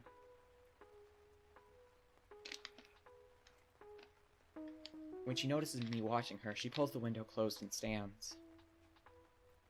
Ready to start the day? Ready to start the day? No. I can't sleep to get away from a nightmare. No, but I can't sleep to get away from a nightmare goes fucking hard, actually. That is a sick fucking line. I really like that line, actually. I fuck with it hard. I fuck with it heavy. Right? Like, that's fucking... Right! Sorry, I get excited. I like rambling. I've grown even more conscious of each second that passes ever since the witch and the boy have appeared. It feels like it's all counting down to something I cannot possibly predict. To waste time sitting around doing nothing feels like a death sentence. I stand, perked up and ready to go. She looks down at me. You won't get in the way today. My head tilts in confusion, but Dove offers no explanation and simply makes her way out of the room. I slowly trail after her. Which he? We failed to find any ghosts so far today. I'd even looked for the big grandfather clock in the hallway to try and see what time it was, but its hands had stopped moving. That's normal, probably. I can't imagine anything wrong with that. Also, I feel like the music's like stock music, but it being from the Chrono Jotter is what I associate it with. So...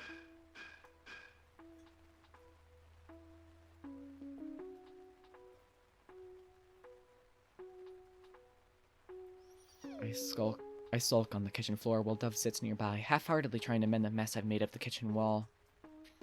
Her hands make slow and untrained brush strokes, attempting to mimic the designs of the wallpaper in the spaces my claws had torn through. I can see her mood drop with every shaky line and uncontrolled bristle mark. She's just like me for real. She's just like me for real. She pulls her hand back to compare her clumsy floral paintings to the wallpaper, and her patience finally snaps. Dove throws the paintbrush onto the floor in resignation. She's just like me for real! Right as it meets the floor, I flinch. Dove doesn't. We both turn our heads towards the hallway. A coil of stress unravels in my gut. Is it the witch? The boy? Or is it a ghost? Dove doesn't take the time to weigh the odds like I do. Instead, she shoots up and goes to investigate. I steady my breathing and chase after her. I almost gag at what we find on the floor of the hallway. Wind howls as it creeps in through a shattered window. The corpse of a crow lays in a mangled and bloody heap before us. The most ominous detail is its lack of a head.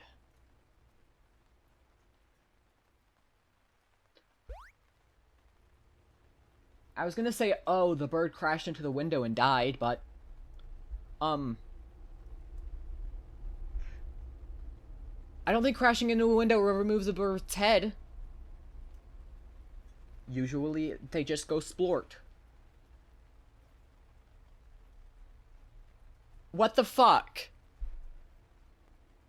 Dove crouches down and gives it a nudge with an unreadable expression. Dove, girl, it's fucking dead, man. It's missing a head. It does not have a skull, a brain, eyes, a beak. It's got dead. It has the death, man. I don't know what to tell you. That bird is fucking dead. I don't know. I guess we'll just have to wing it from here on out.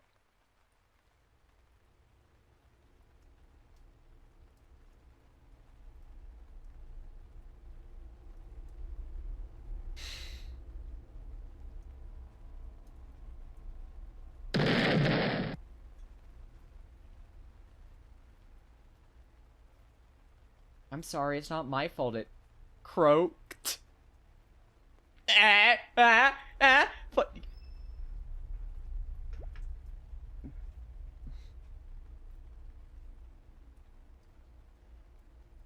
That was a terrible joke. I'm sorry. I'm not actually sorry, but I'll say I'm sorry anyways. Dove crouches down and gives it a nudge with an unreadable expression.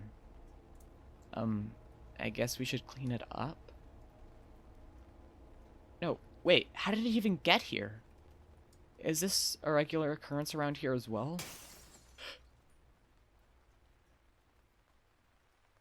I don't have time to piece together a logical answer because we hear another crash just down the hall. We'll leave the bird as it is and track down the new noise. The same sight greets... Why the fuck do birds keep killing themselves? Broken window, dead headless bird. Did we take a wrong turn and come back to the same hallway? I look up at Dove, searching for answers on her face. Her unreadable expression has started to crack, but it only reveals her own bewilderment. How many fucking birds?! It sounds like every window in the house has just exploded. The birds are striking. Hitchcock warned us about this one. We're cooked. Apparently they all keep dying instantly, but you know. I think the birds are doing more in striking.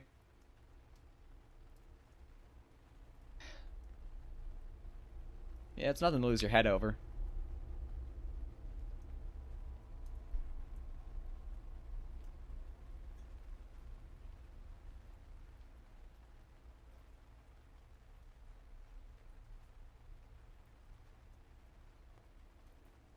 Walks out. Hey, I'm not fucking around. I am genuinely like, what the fuck is going on? No decapitation? Fuck. Awful. Terrible. Terrible, terrible, terrible joke. I don't make good jokes, actually. I think I make exclusively awful ones. All the way down towards Dove's room. I follow Dove's hurried steps further into the mansion. Every new dead crow we pass instills a new panic in me. We don't bother inspecting each one. They're all the same. Dove rushes past each broken window with quick glances and hisses every time she steps on a shard of glass. The last crow we find sits near the door to Dove's room. That's fine. I wouldn't worry about it. There's nothing to worry about here.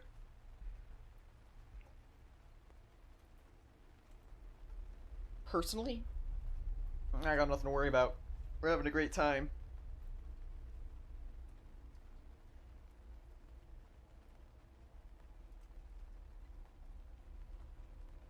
Also, I just want to point to a thematic parallel between doves and crows. I feel like it's more typically doves and ravens, but you know, white and black, you know, the same contrast that really exists with her hair in contrast to her pale skin.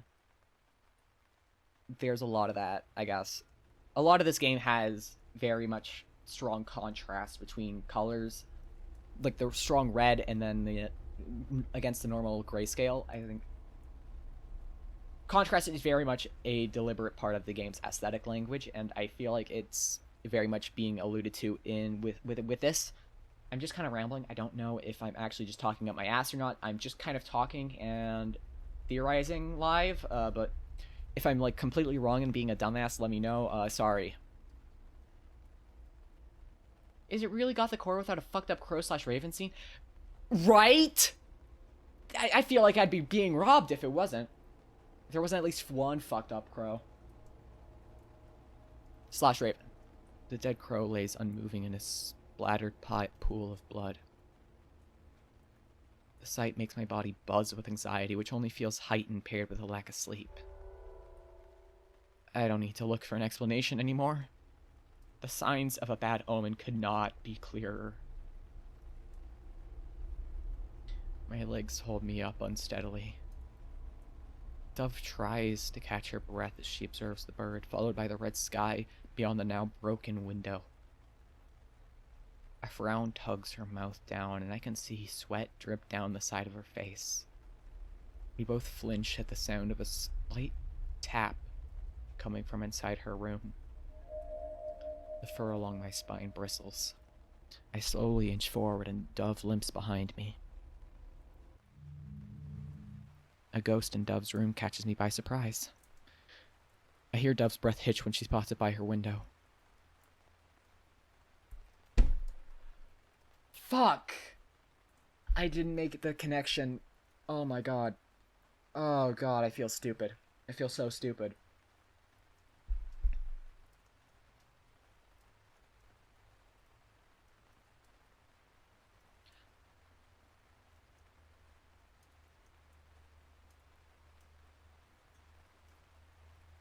Oh, okay. Looking at this again, are these, like... I thought they were just really weird fucking arms, but I think they might be, like...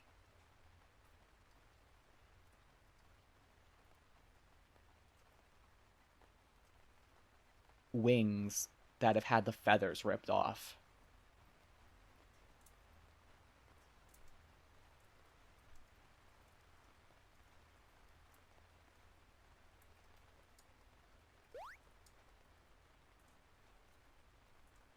Right? Maybe Maybe I'm just talking out my ass here.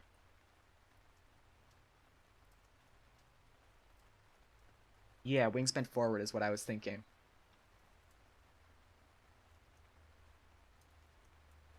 And it's got the beak shape. Like... God, that's fucked. Oh, that's fucked. That's a really fucking sick design. I mean, it was a really fucking sick design before, but like, holy shit. Oh, that's so fucking cool. I hope you all are liking this game as much as I am, because this is...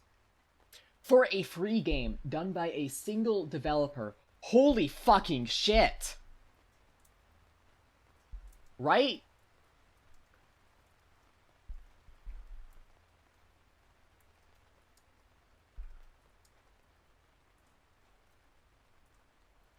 Its beak taps against the glass. Then the window creaks open. Oh god. Dove didn't lock it earlier.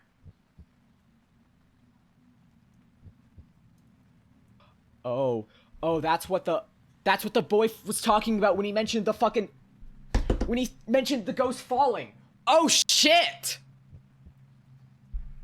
I watch in horror as Grell's limbs start to crawl up the seat of the window.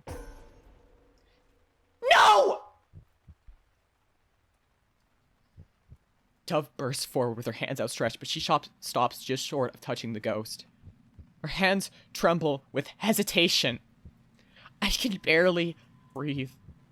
Grell twists its head as if to look at Dove one last time before it finally throws itself out the window.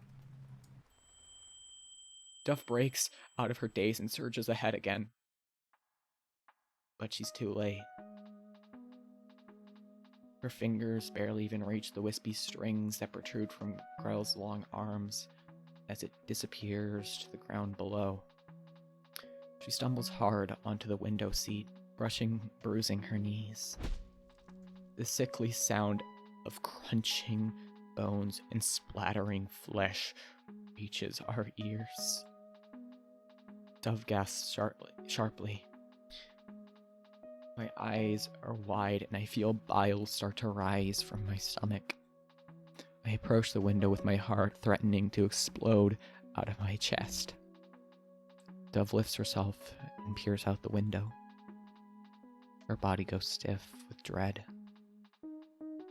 I let out a shuddering breath, then join her on the bench.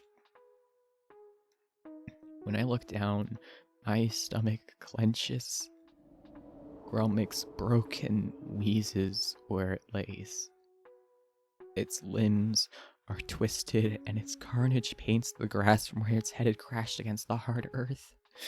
I stare, frozen with morbid curiosity, as its legs twitch in an effort to get up again. Can't die if you're already dead. But you can suffer.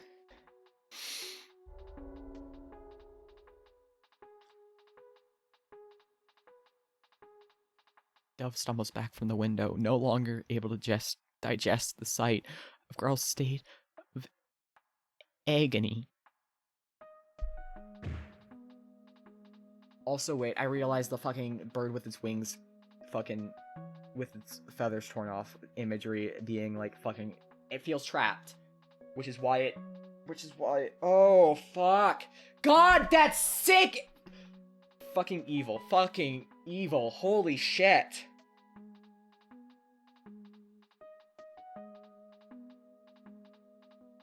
I'm not much of an art history person, so I'm not good at reading into imagery that much, but I feel like that's what they were going for with the design. Holy shit, that's fucked. If so, like, I feel like I might be reading into it a bit too much, but... Her feet tangle in my blankets, and she falls forward onto her... She falls backward onto her rear. She whimpers from the ache, then blinks watery tears at something. My eyes follow her line of sight, and... Oh. A small bone sits uncovered on the floor. The tag attached to it, with Grell's name written on it, quivers from the wind coming in through the window. I jumped down from the window.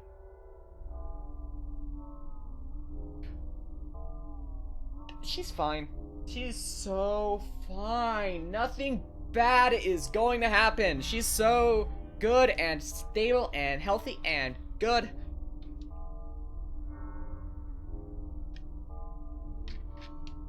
Girl, help.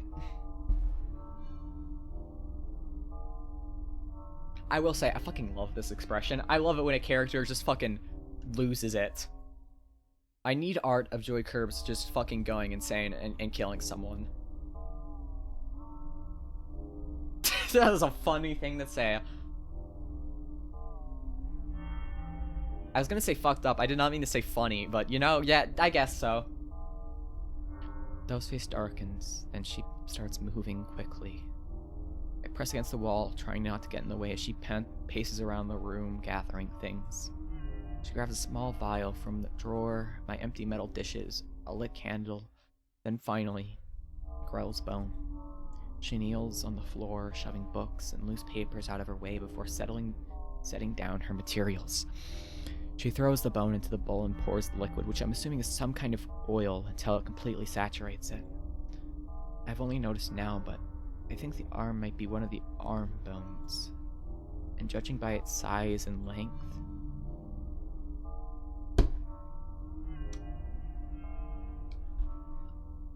Okay, first of all, fuck you! Holy shit, that's...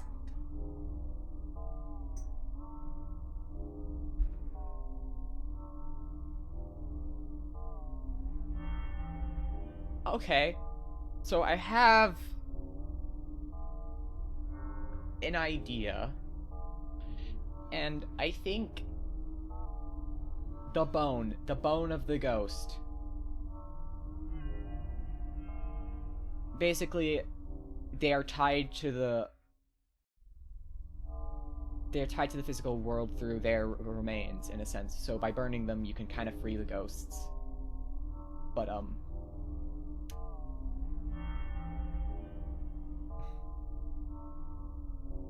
the bone... Give me 2 seconds. I'm gonna take a quick bathroom break.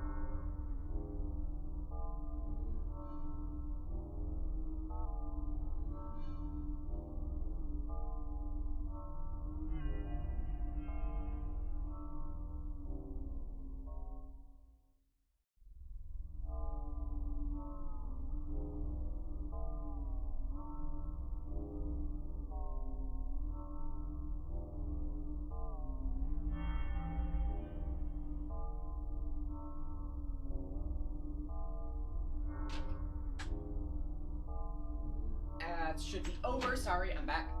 Went to go to take a bathroom break real quick, and I'm back now. Okay. But, okay, well, let me explain my theory. I was thinking that, since I believe that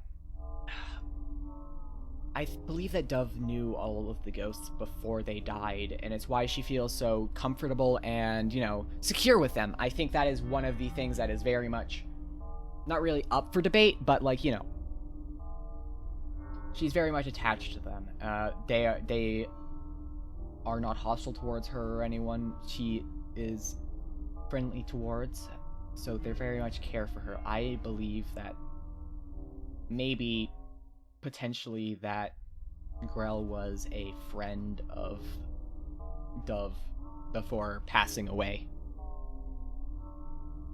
as a child, or maybe a sibling. I don't know. It could be becoming a ghost runs in the family. You know, normal thing, happens to everyone. It's just, you know, iconic genetic disorder, but you know. Ah, God, that's fucked. That's fucked. I don't care. It doesn't belong to an adult. Dove grabs the candle and fixes her eyes on the bone before finally committing to the next step. Her jaw clenches. This whole time, you've only just wished to return home. How lucky you are to not belong here. Okay, so I do think that they were like a friend of hers. That feels like it kind of helps confirm it. In that, like, I think they were a friend from outside the family, which is why she says they don't belong here. Dove tips the candle into the dishes, and the bone erupts in flames. Grell's groans of pain echo in the silence. The bone doesn't burn easily. I see Dove's lack of patience as her fingers curl into her palms. In the fire, I can see the small bone fracture and hear it pop from the heat. The white bone chars into gray, then black. Its texture flakes and sizzles.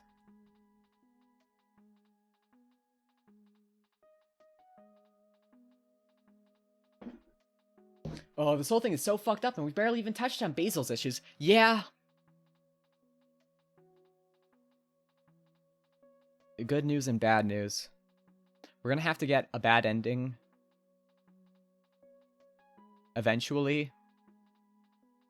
I just feel like we're gonna... I don't know if we actually have to, but I'm like, I feel like it's gonna come up, and I'm scared. I hope we get the true ending on our first go. Like, I know that we have had several branches that do lead directly to bad ends, and I'm like, I feel like I've gotten very lucky or I'm very smart and intelligent in terms of picking which ones do not kill me.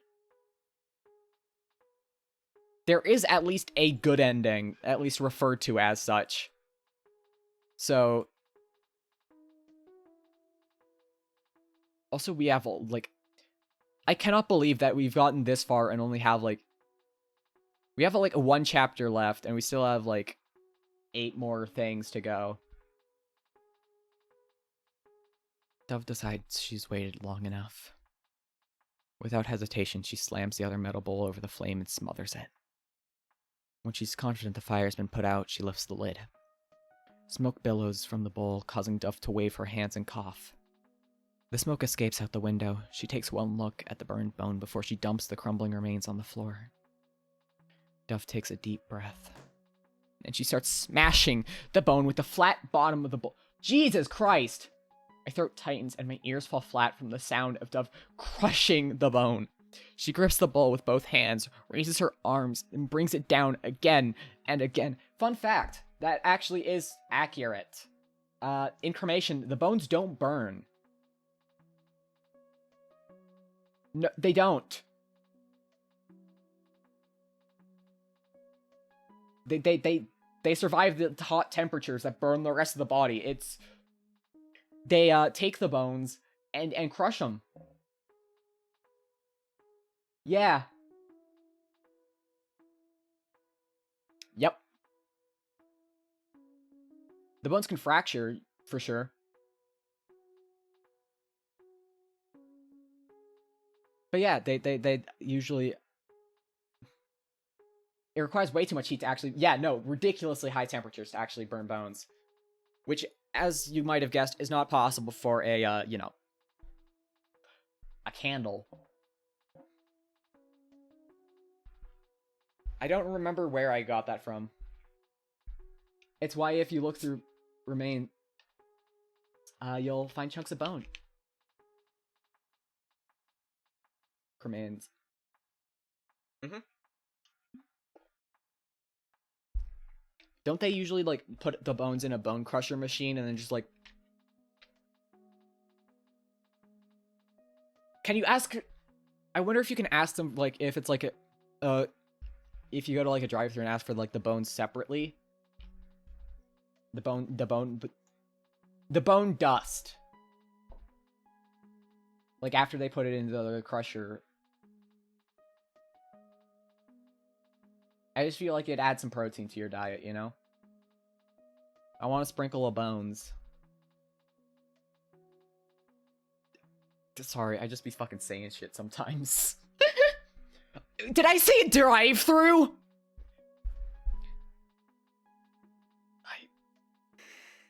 Hello, I would like my cremation boneless. That is true.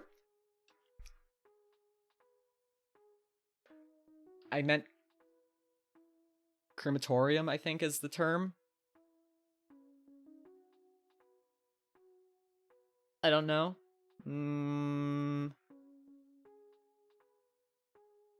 I may be just making up a word. I don't know. It doesn't sound like a real word. I'm gonna say it. I might just be fucking talking out my ass. Crematorium drive-thru. Yeah.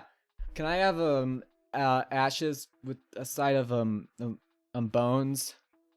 Crematorium is correct. Big day for me. Big day for me. I'm thriving. I know so many words. Are you guys proud of me? I like how I just have like random shit. I know I act stupid on stream, but like I do have just the most random fucking assortment of just knowledge. Anyways, she's smashing the shit out of those bones.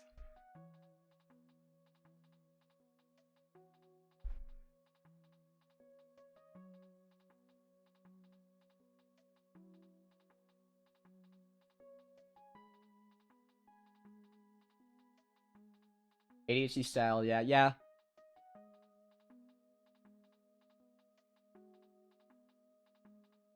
She grips the bowl with both hands, raises her arms, and brings it down again and again. The loud clanging makes me cringe back. I hear something that resembles the ring of wood chimes, but Dove doesn't stop. I only watch in terror as Dove continues her beastly display. Also, by the way, you can't see it, but throughout the whole game, the mushrooms, this side of the text box has always had mushrooms on it. Which is very interesting considering how she compared magic to fungi earlier, you know? Yeah. It is a detail that I wanted to point out because I did realize that I was covering it the entire time. How it, you know, how magic grows from, how magic is concentrated in areas of death, you know? How it grows from the remains of others. That is why she compared it to fungi, I believe, if I remember correctly.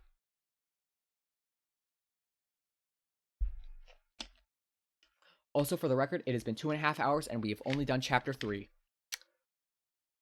We're still on Chapter 3. Though we're at the end of Chapter 3, judging by how we're murdering the fuck out of Grell. Wind moves the ashes on the floor in a spiral. Dove pants heavily. Her eyes are completely dull. Silence fills the air. I hop onto the window seat. I know what I'll see before I look down. Nothing. No trace of Grell remains. A soft gale brushes against my fur. I look up. The moon had seen it all. It glares down upon us, not in disgust, but in glee.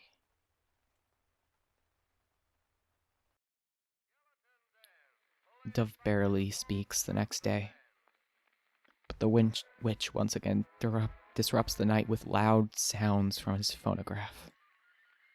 Sometimes it sounds like he's conversing with someone. At first I thought I would hear the voice of the boy from the hallway responding to him, but it's someone completely else. I started to notice the witch's pattern. Dove must be very familiar with it. Every morning it's like she can read the signs that'll tell her what the witch will be doing for the day. I wonder if the signs apply for the boy as well. On the next quiet day, we search the manor for the other two ghosts. Their remains stay hidden under my blanket. When they refuse to show themselves, we spend the rest of our day in the library, melting from the humidity that not even the ceaseless rain can dampen. Dove focuses at her desk, furiously scratching away on notes and drawings.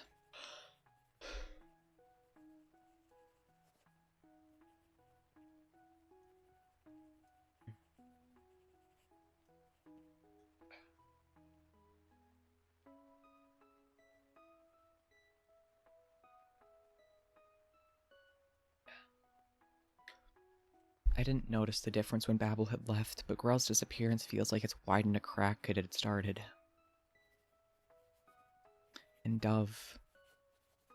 she's been incredibly on edge since the witch returned. How long has it been since lightness was able to find its way onto her face? A gnawing feeling makes me wonder if I'm partly to blame. Dove pulls at her hair and blows out an irritated sigh. Her hands resentfully push away her work and she stands. I'm tired. I lift my head up, ready to follow her back to her room. Then I hear the sound of a book hitting the floor.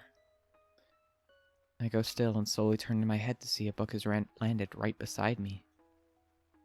A pale hand picks it up and I startle, not noticing Dove had walked over. I watch as she lifts the book and shoves it back into place on the shelf. Her eyes flicker to something before she's once again moving away.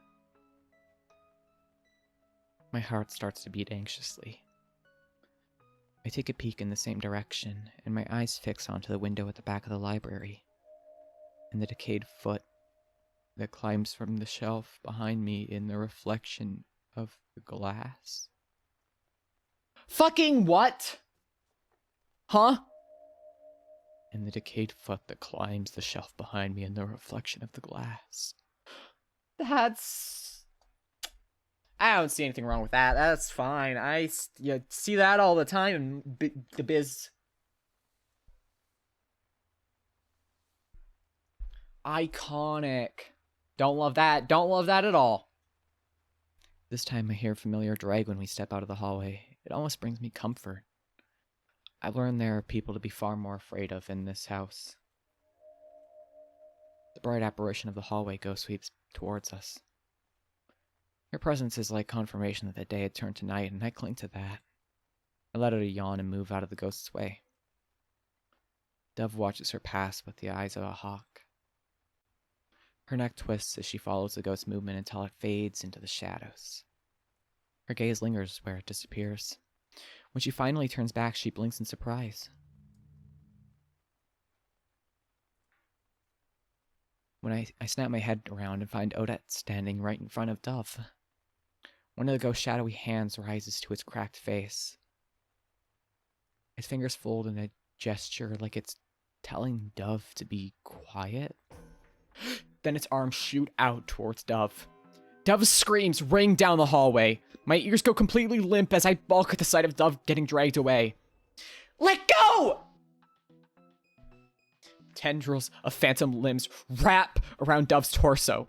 Smoke rises from the touch between her and the ghost, forcing a loud shriek from Dove. I never suspected Odette to ever do anything like this to Dove. I thought they would never do anything to hurt Dove. So why is it doing this? Dove's feet trot, kick, and try to find purchase on the floor, but they only slip out from under her. Stop it! The ghost continues to drag her down the hallway. I snap out of my shock and chase after Dove and the ghost. I'm not barking. I growl and bare my teeth at the ghost, but it makes no difference. How do I get it to like... Oh!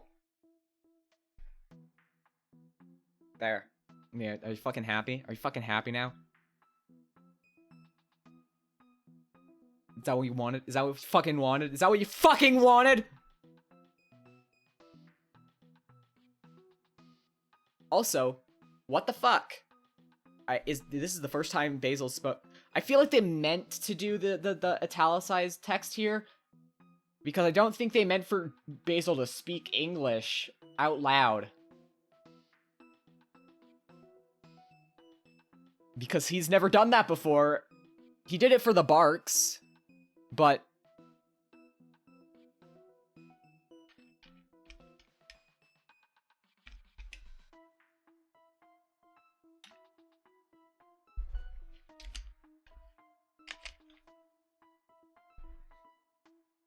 How do I get it to let go? How do I get it to let go? Panic starts to fill me. Okay. Okay. Cool. Stressed out of my fucking mind. I try to pull Dove away. My teeth latch on a Dove skirt and I dig my claws into the floorboards to anchor myself. It's no use, though. Black tears drip down a Dove's chin. Odette, stop! I hear the sound of searing flesh where Odette's hands hold her fiercely. My nails start to lose their grip and I'm pulled along with them. I trip and Dove's dress is released from my grip. No! What do I do? Only one solution comes to mind. Odette's remains. I turn tail and bolt down the hallway. Dove's cries carry down the corridor as if in chase of me. I skid around corners and make my way to Dove's room at full speed. Seems I've gotten quite good at walking on all fours. Okay. So yeah, Basil was 100% human. I mean, it was been obvious this whole game, but like that line just outright confirms it. I break into a stop. Like, it's mostly been vague and hinted towards, but that there it's outright confirmed.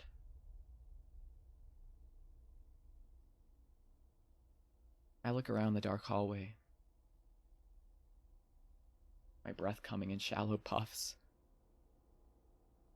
Hopefully I'll be back before the end of stream. Yeah, you're all good. Again, we still have chapter 4. There are 4 chapters, I know that much.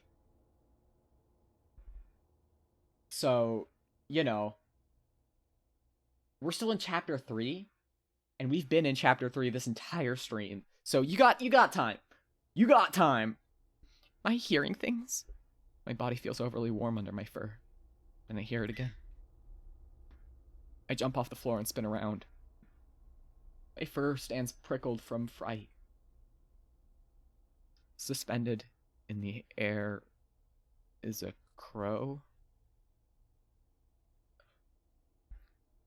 Part of one at least. Oh, It's fucking excuse me? Yeah, sure, man. Unlike the crows from a couple days ago, this one seems to be missing its body. Part of its spine protrudes from where its rotting flesh had been torn from its torso.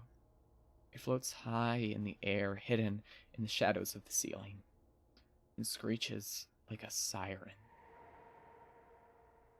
Odette! I wince from the shrill voice that the head creates. Suddenly, it's not the only one screaming bloody murdy.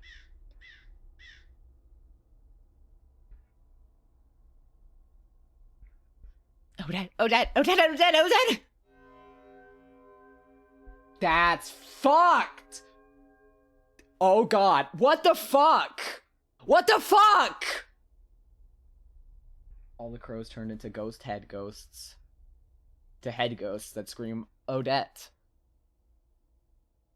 I sprint away from the screens, but they follow me down the hallway. At every new step I take, more and more of the floating heads manifest from the shadows and pierce my ears with their cries. My eyes are wide with panic, and my skull rattles. The path before me distorts, twisting into a specially curated hell where all I can do is run without a shred of respite. The fur around my ears starts to feel damp. Warm liquid runs down the side of my face. I see some of it drip to the floor. Blood.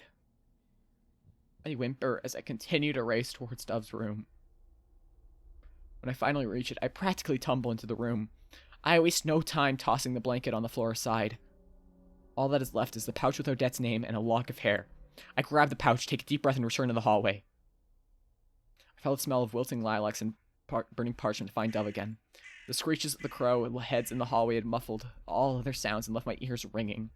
Dove's scent leads me to the kitchen. Right as Odette attempts to take Dove through the door that is no longer there, I watch as Odette bumps into the wall where the kitchen door used to be, the one I had used to enter this nightmarish place all those days ago. Dove sobs weakly from the burns. When she sees me, her eyes grow watery again. Help. I immediately drop the pouch drop the pouch from my mouth, then rush to Dove. My lips curl back, baring my teeth, and I jump off the ground and latch onto one of Odette's arms. My eyes sting from the pain that surges through me, but I do not let go. This is nothing compared to what you did to Dove. I clamp my jaws even tighter, then Odette starts to howl. Even when the ghost's arms untangle from Dove's body, I do not let go. The ghost thrashes its arms, trying to throw me off. It hurls my body against the wall, but I only hold on tighter. I whimper and growl in stubborn refusal. Aren't you supposed to care for Dove? You hurt her! I dig my teeth in further, now out of anger. Then I hear the sound. Wind chimes. I fall onto the ground hard. My entire body aches. I gag and hack out a small amount of blood onto the floor. With blurry eyes, I look for Odette. She's completely gone. I search for Dove, and my eyes squint at the sight of fire coming from the hearth. Beside it, Dove kneels limply against the wall, staring at her hands. Fingernails burn much easier than bones. Fingernails burn much easier than bones. I shiver. I guess it forgot. It didn't end well the first time it tried to take me away.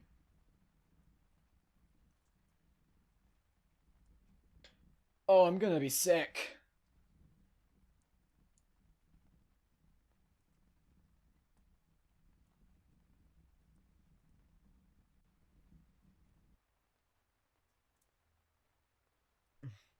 I'm still trying to catch my breath when Dove rises.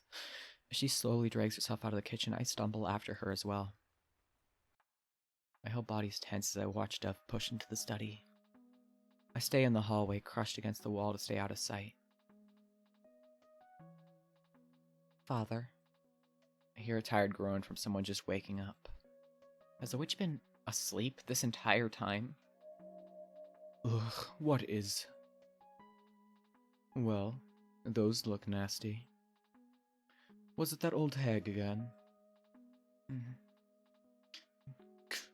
Foolish thing. Here, put this on the burns. Thank you.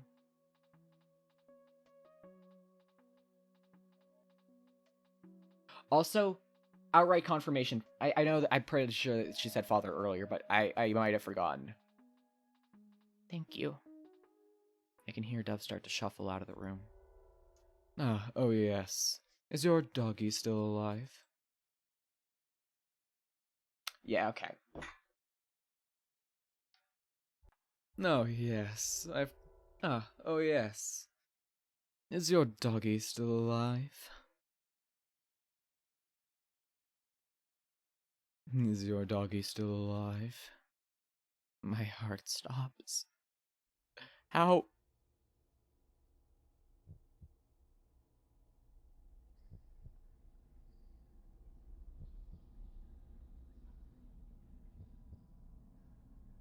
He knows about me?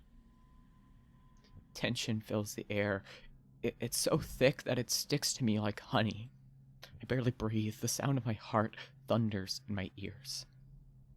Don't touch him. Doves, don't touch him!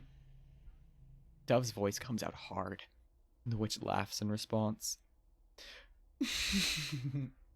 Come now, darling. I'm sure you won't even remember this one after your mother returns. What? What? I hear stomping and draw back away from the sound. Dove bursts out the study, eyes darting around until she finds me crouching in the dark with my tail between my legs. She bends down and gathers me into her arms, wincing from the burns all over her upper body, then quickly retreats back to her room. It's dead quiet back in Dove's room, save for the soft pitter-patter of rain against the window. Dove sits on the floor with a single candle sitting in a brass holder beside her. When she starts unbuttoning her nightgown, my eyes turn into saucers and I snap my head away from her. I try to distract myself by staring at anything else around the room, but I'm overly conscious of the fact of but I'm overly cautious of the sound of rustling clothing and Dove's quiet whimpers. I see pale skin from the corner of my eye, and bright red marks. I do a double take and suck in a breath at the damage Odette had done to Dove. Phantom burns cross along the expanse of her back, arms, and neck. And I see her struggle to apply ointment to the burns on her back and stand up from the floor. But to do what exactly? Help her? My claws curl into my blanket. I bow my head, then... Oh, wait, fuck. I totally misread that. As in, I thought Dove was standing up. I see her struggle to apply ointment to the burns on her back and stand up from the floor. But to do what exactly? Help her? My claws curl into my blanket. I bow my head, then curl into a ball facing away from Dove. Every time I hear her sniffle and suck in a watery breath, I have to hold back my own whine.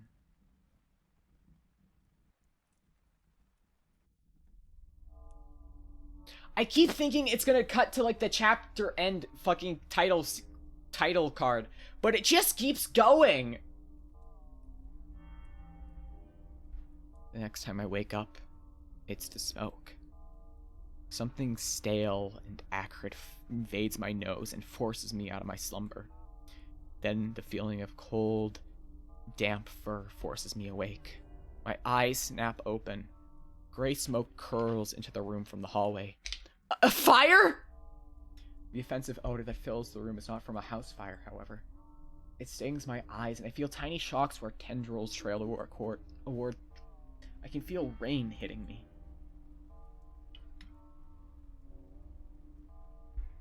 The blanket I lay on is soaked with water. I turn my attention towards the window, then jump up to my feet. Strong gales of wind push into the room, carrying the heavy rainstorm with it. Rain floods the floorboards and ripples from every drop that cascades in from outside. Dove stands at the wide open window, holding onto the slick frames and breathing out in panicked pants.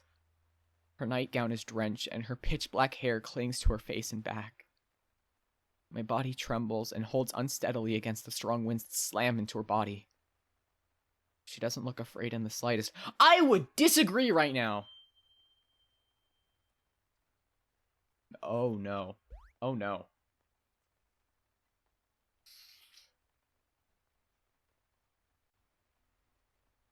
In fact, as she looks out into the thundering sky, her wide eyes and flushed cold cheeks make her look more alive than ever.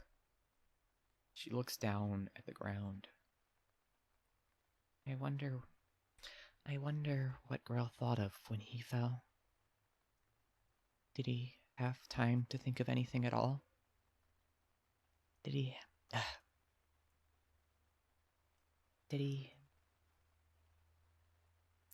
have time to think of anything at all? My heart races. Rain beats against my face and gets in my eyes. I wonder what his real name was, and if someone out there is still looking for him. She looks back up at the gray clouds. Babel kept taking such care of the garden and filling the flower vases. It didn't know why it had to. Grell wanted to leave. It didn't know why it had to, but it wanted to take me away from here. Dove lets out a bitter laugh. It didn't even know why. She goes quiet. A frown appears on her face. Dearie. Her face goes blank. Now you'll be more free than I'll ever be. She took out... Oh, she handled the last of the remains. Dove turns away from the window and starts to climb down. I watch in horror as her foot slips from the rain-slicked windowsill.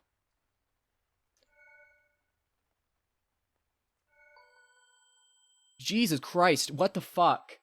Not a chance in hell. What the fuck?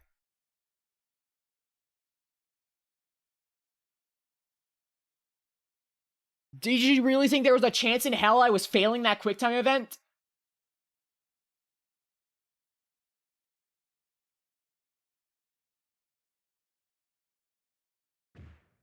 I throw all my weight back and Dove stumbles backwards into the room. She shrieks when she lands on the floor right on her burns from the previous day. Violent knocking startles me. Dove! I recoil sharply when the witch breaks down Dove's door and strides into the room. His steps make the floor quake. The second he spots Dove crouching on the floor, he drops to her level and pulls her into his arms. It's okay. I've got you. You're safe. The smell of smoke comes off him so strongly I cringe back. The witch strokes Dove's hair and whispers soothing words to his daughter. It would be a warm display if not for the way Dove's entire body goes still. Her body does not move. I don't even see her breathing. Her eyes are completely hollow. The only move I see her make is her eyes flickering down to something on the floor. Fingers twitch, and they start reaching for the candle holder beside him. Dread twists my gut. I watch with terror as Dove's fingers curl around the brass object. But before anything can happen, the witch scoops up his young daughter and the candle holder slips out of her hand. The witch stands and starts to carry her out. Let's clean those, shall we?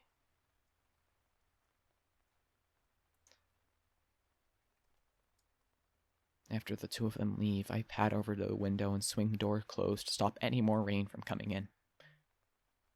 I can't lock it myself, so this will have to do. Then I look at the state of the bedroom door. The frame of the door and the locking mechanism hang in splinters. Hey, remember when he said the only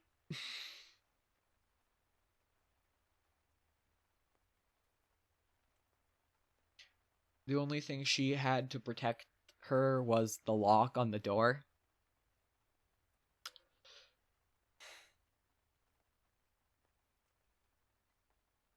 I know it used different wording, but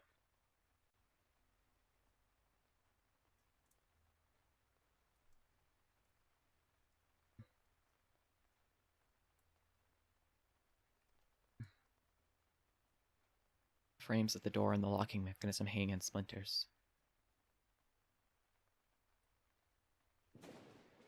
The storm continues to roar outside.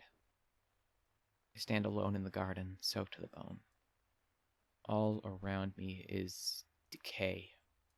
Without Babel's tending to keep everything alive, all the flowers and plants have started to wither. The only thing left standing is the rose bush, but even time is running out for it. Its petals have become a stark white. A snap makes my ear twitch. I watch silently as a rose head falls to the ground.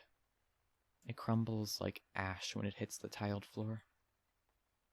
I turn away, then head back out into the rain. I don't remember how long I've been up here. I return inside the mansion. As I make my way back to Dove's room, I see her in front of the study door. The witch's shadow engulfs her.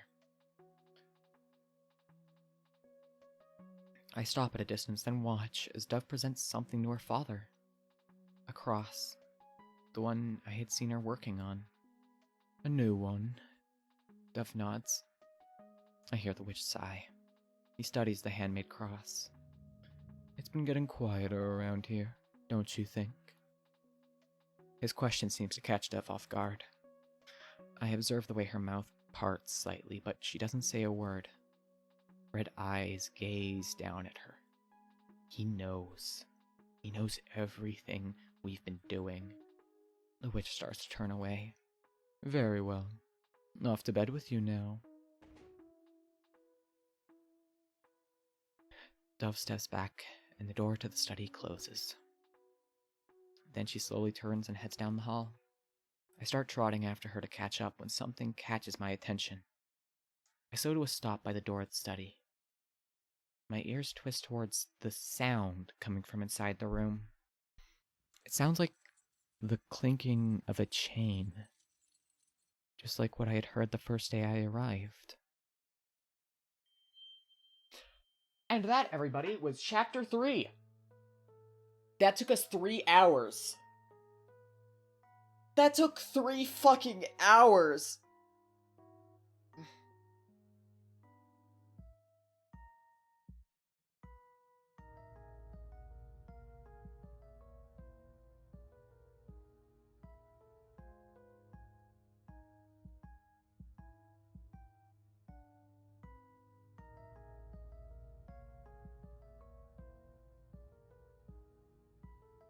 What a fucking chapter is right. Holy shit. Okay, well, actually, this is kind of the epilogue to the chapter. These have always kind of bookended each chapter, so I'm gonna do it. Yo, thank you for the follow, Betafox. I appreciate it. This game's been really fucking good so far. I am absolutely adoring it.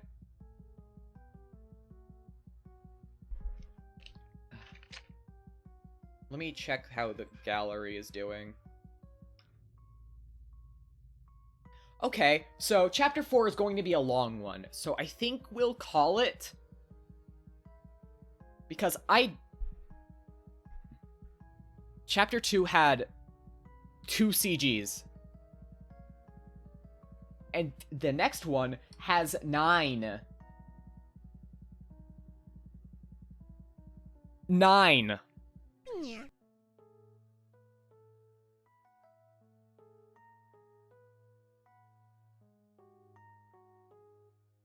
And that is not including any of the endings.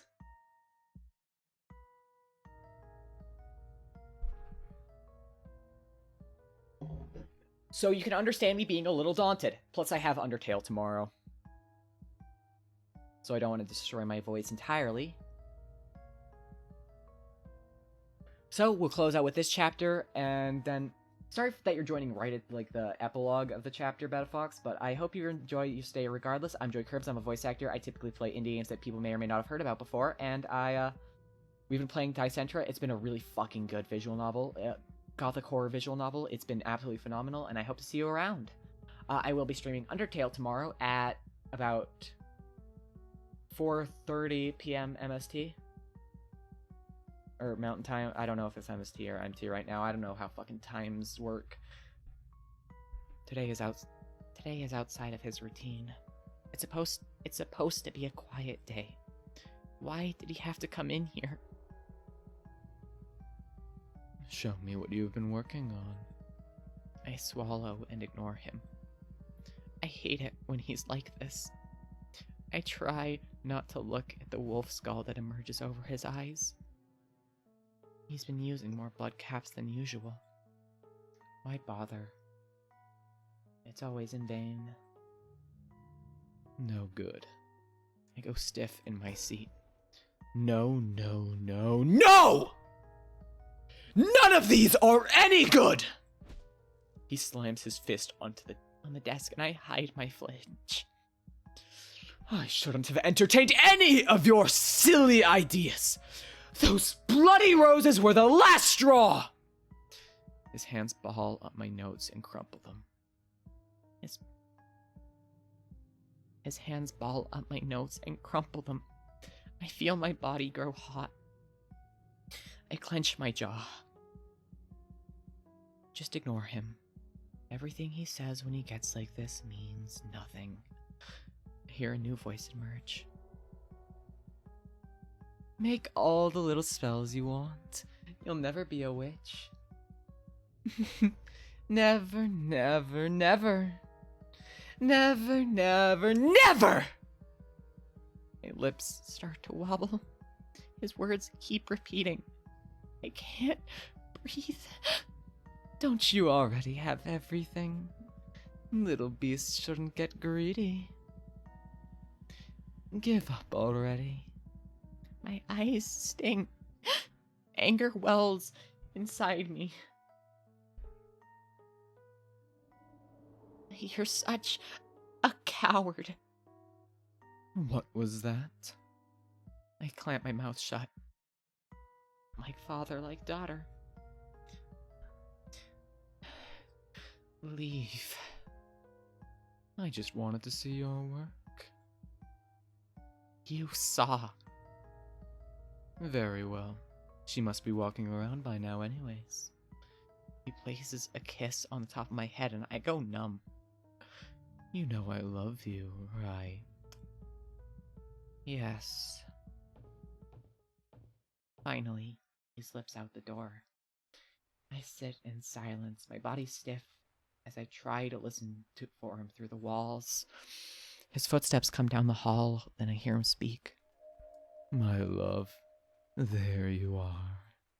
My heart clenches. Immediately, I tear my focus back to myself and listen to the tap of the rain against the window instead. I run my hands over my notes, trying to smooth out the wrinkles. The ink is smudged in several places. I look up at the ceiling and take deep breaths. When Mother was around, she would tell me that I'd become the strongest witch in the family. She wanted me to become everything she couldn't be. But Father, he wants me to be nothing. He wants me to be nothing.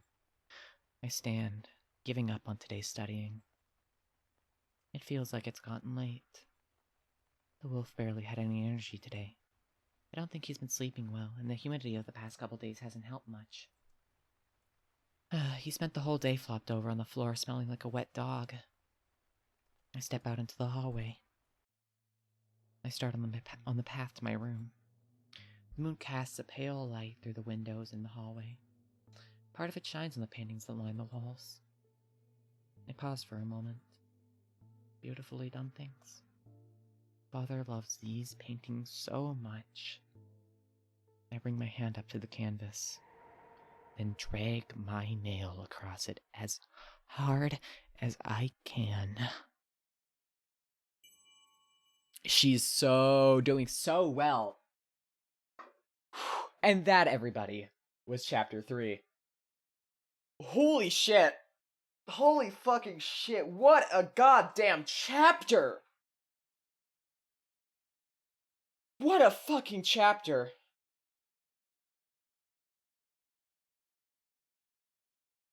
That was a lot.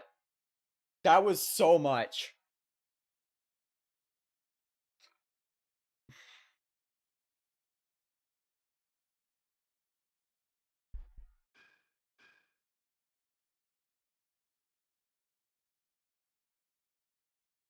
That was right? I feel like I just ran a fucking marathon.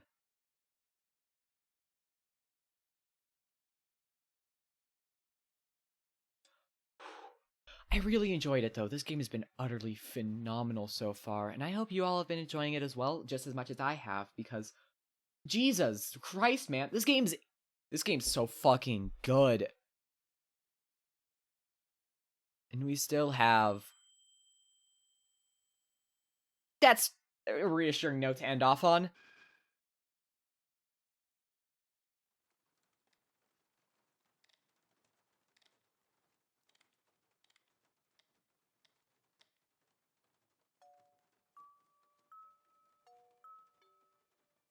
I think we're gonna go raid. But holy shit. Holy shit, right? Oh wait, Aggie check. I should check the Aggie.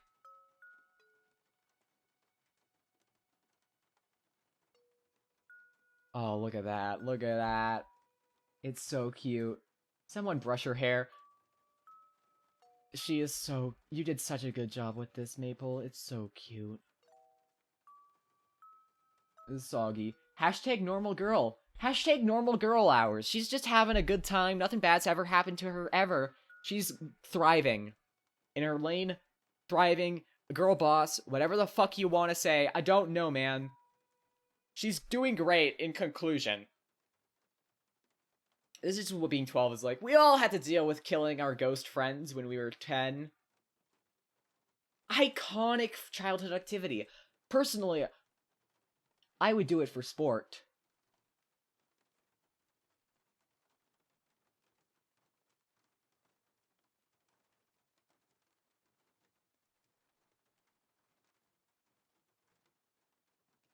Who's live?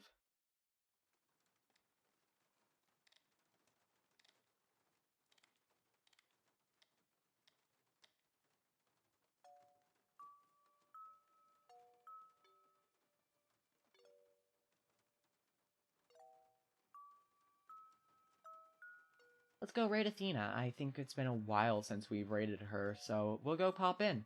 Go wish them the best. And I will see you all tomorrow for another... for a fucking... what is it? Undertale. It's Undertale tomorrow. Sorry. I had a great time with you all. Thank you all so much for coming by, and I will see you all tomorrow. Good night, everybody!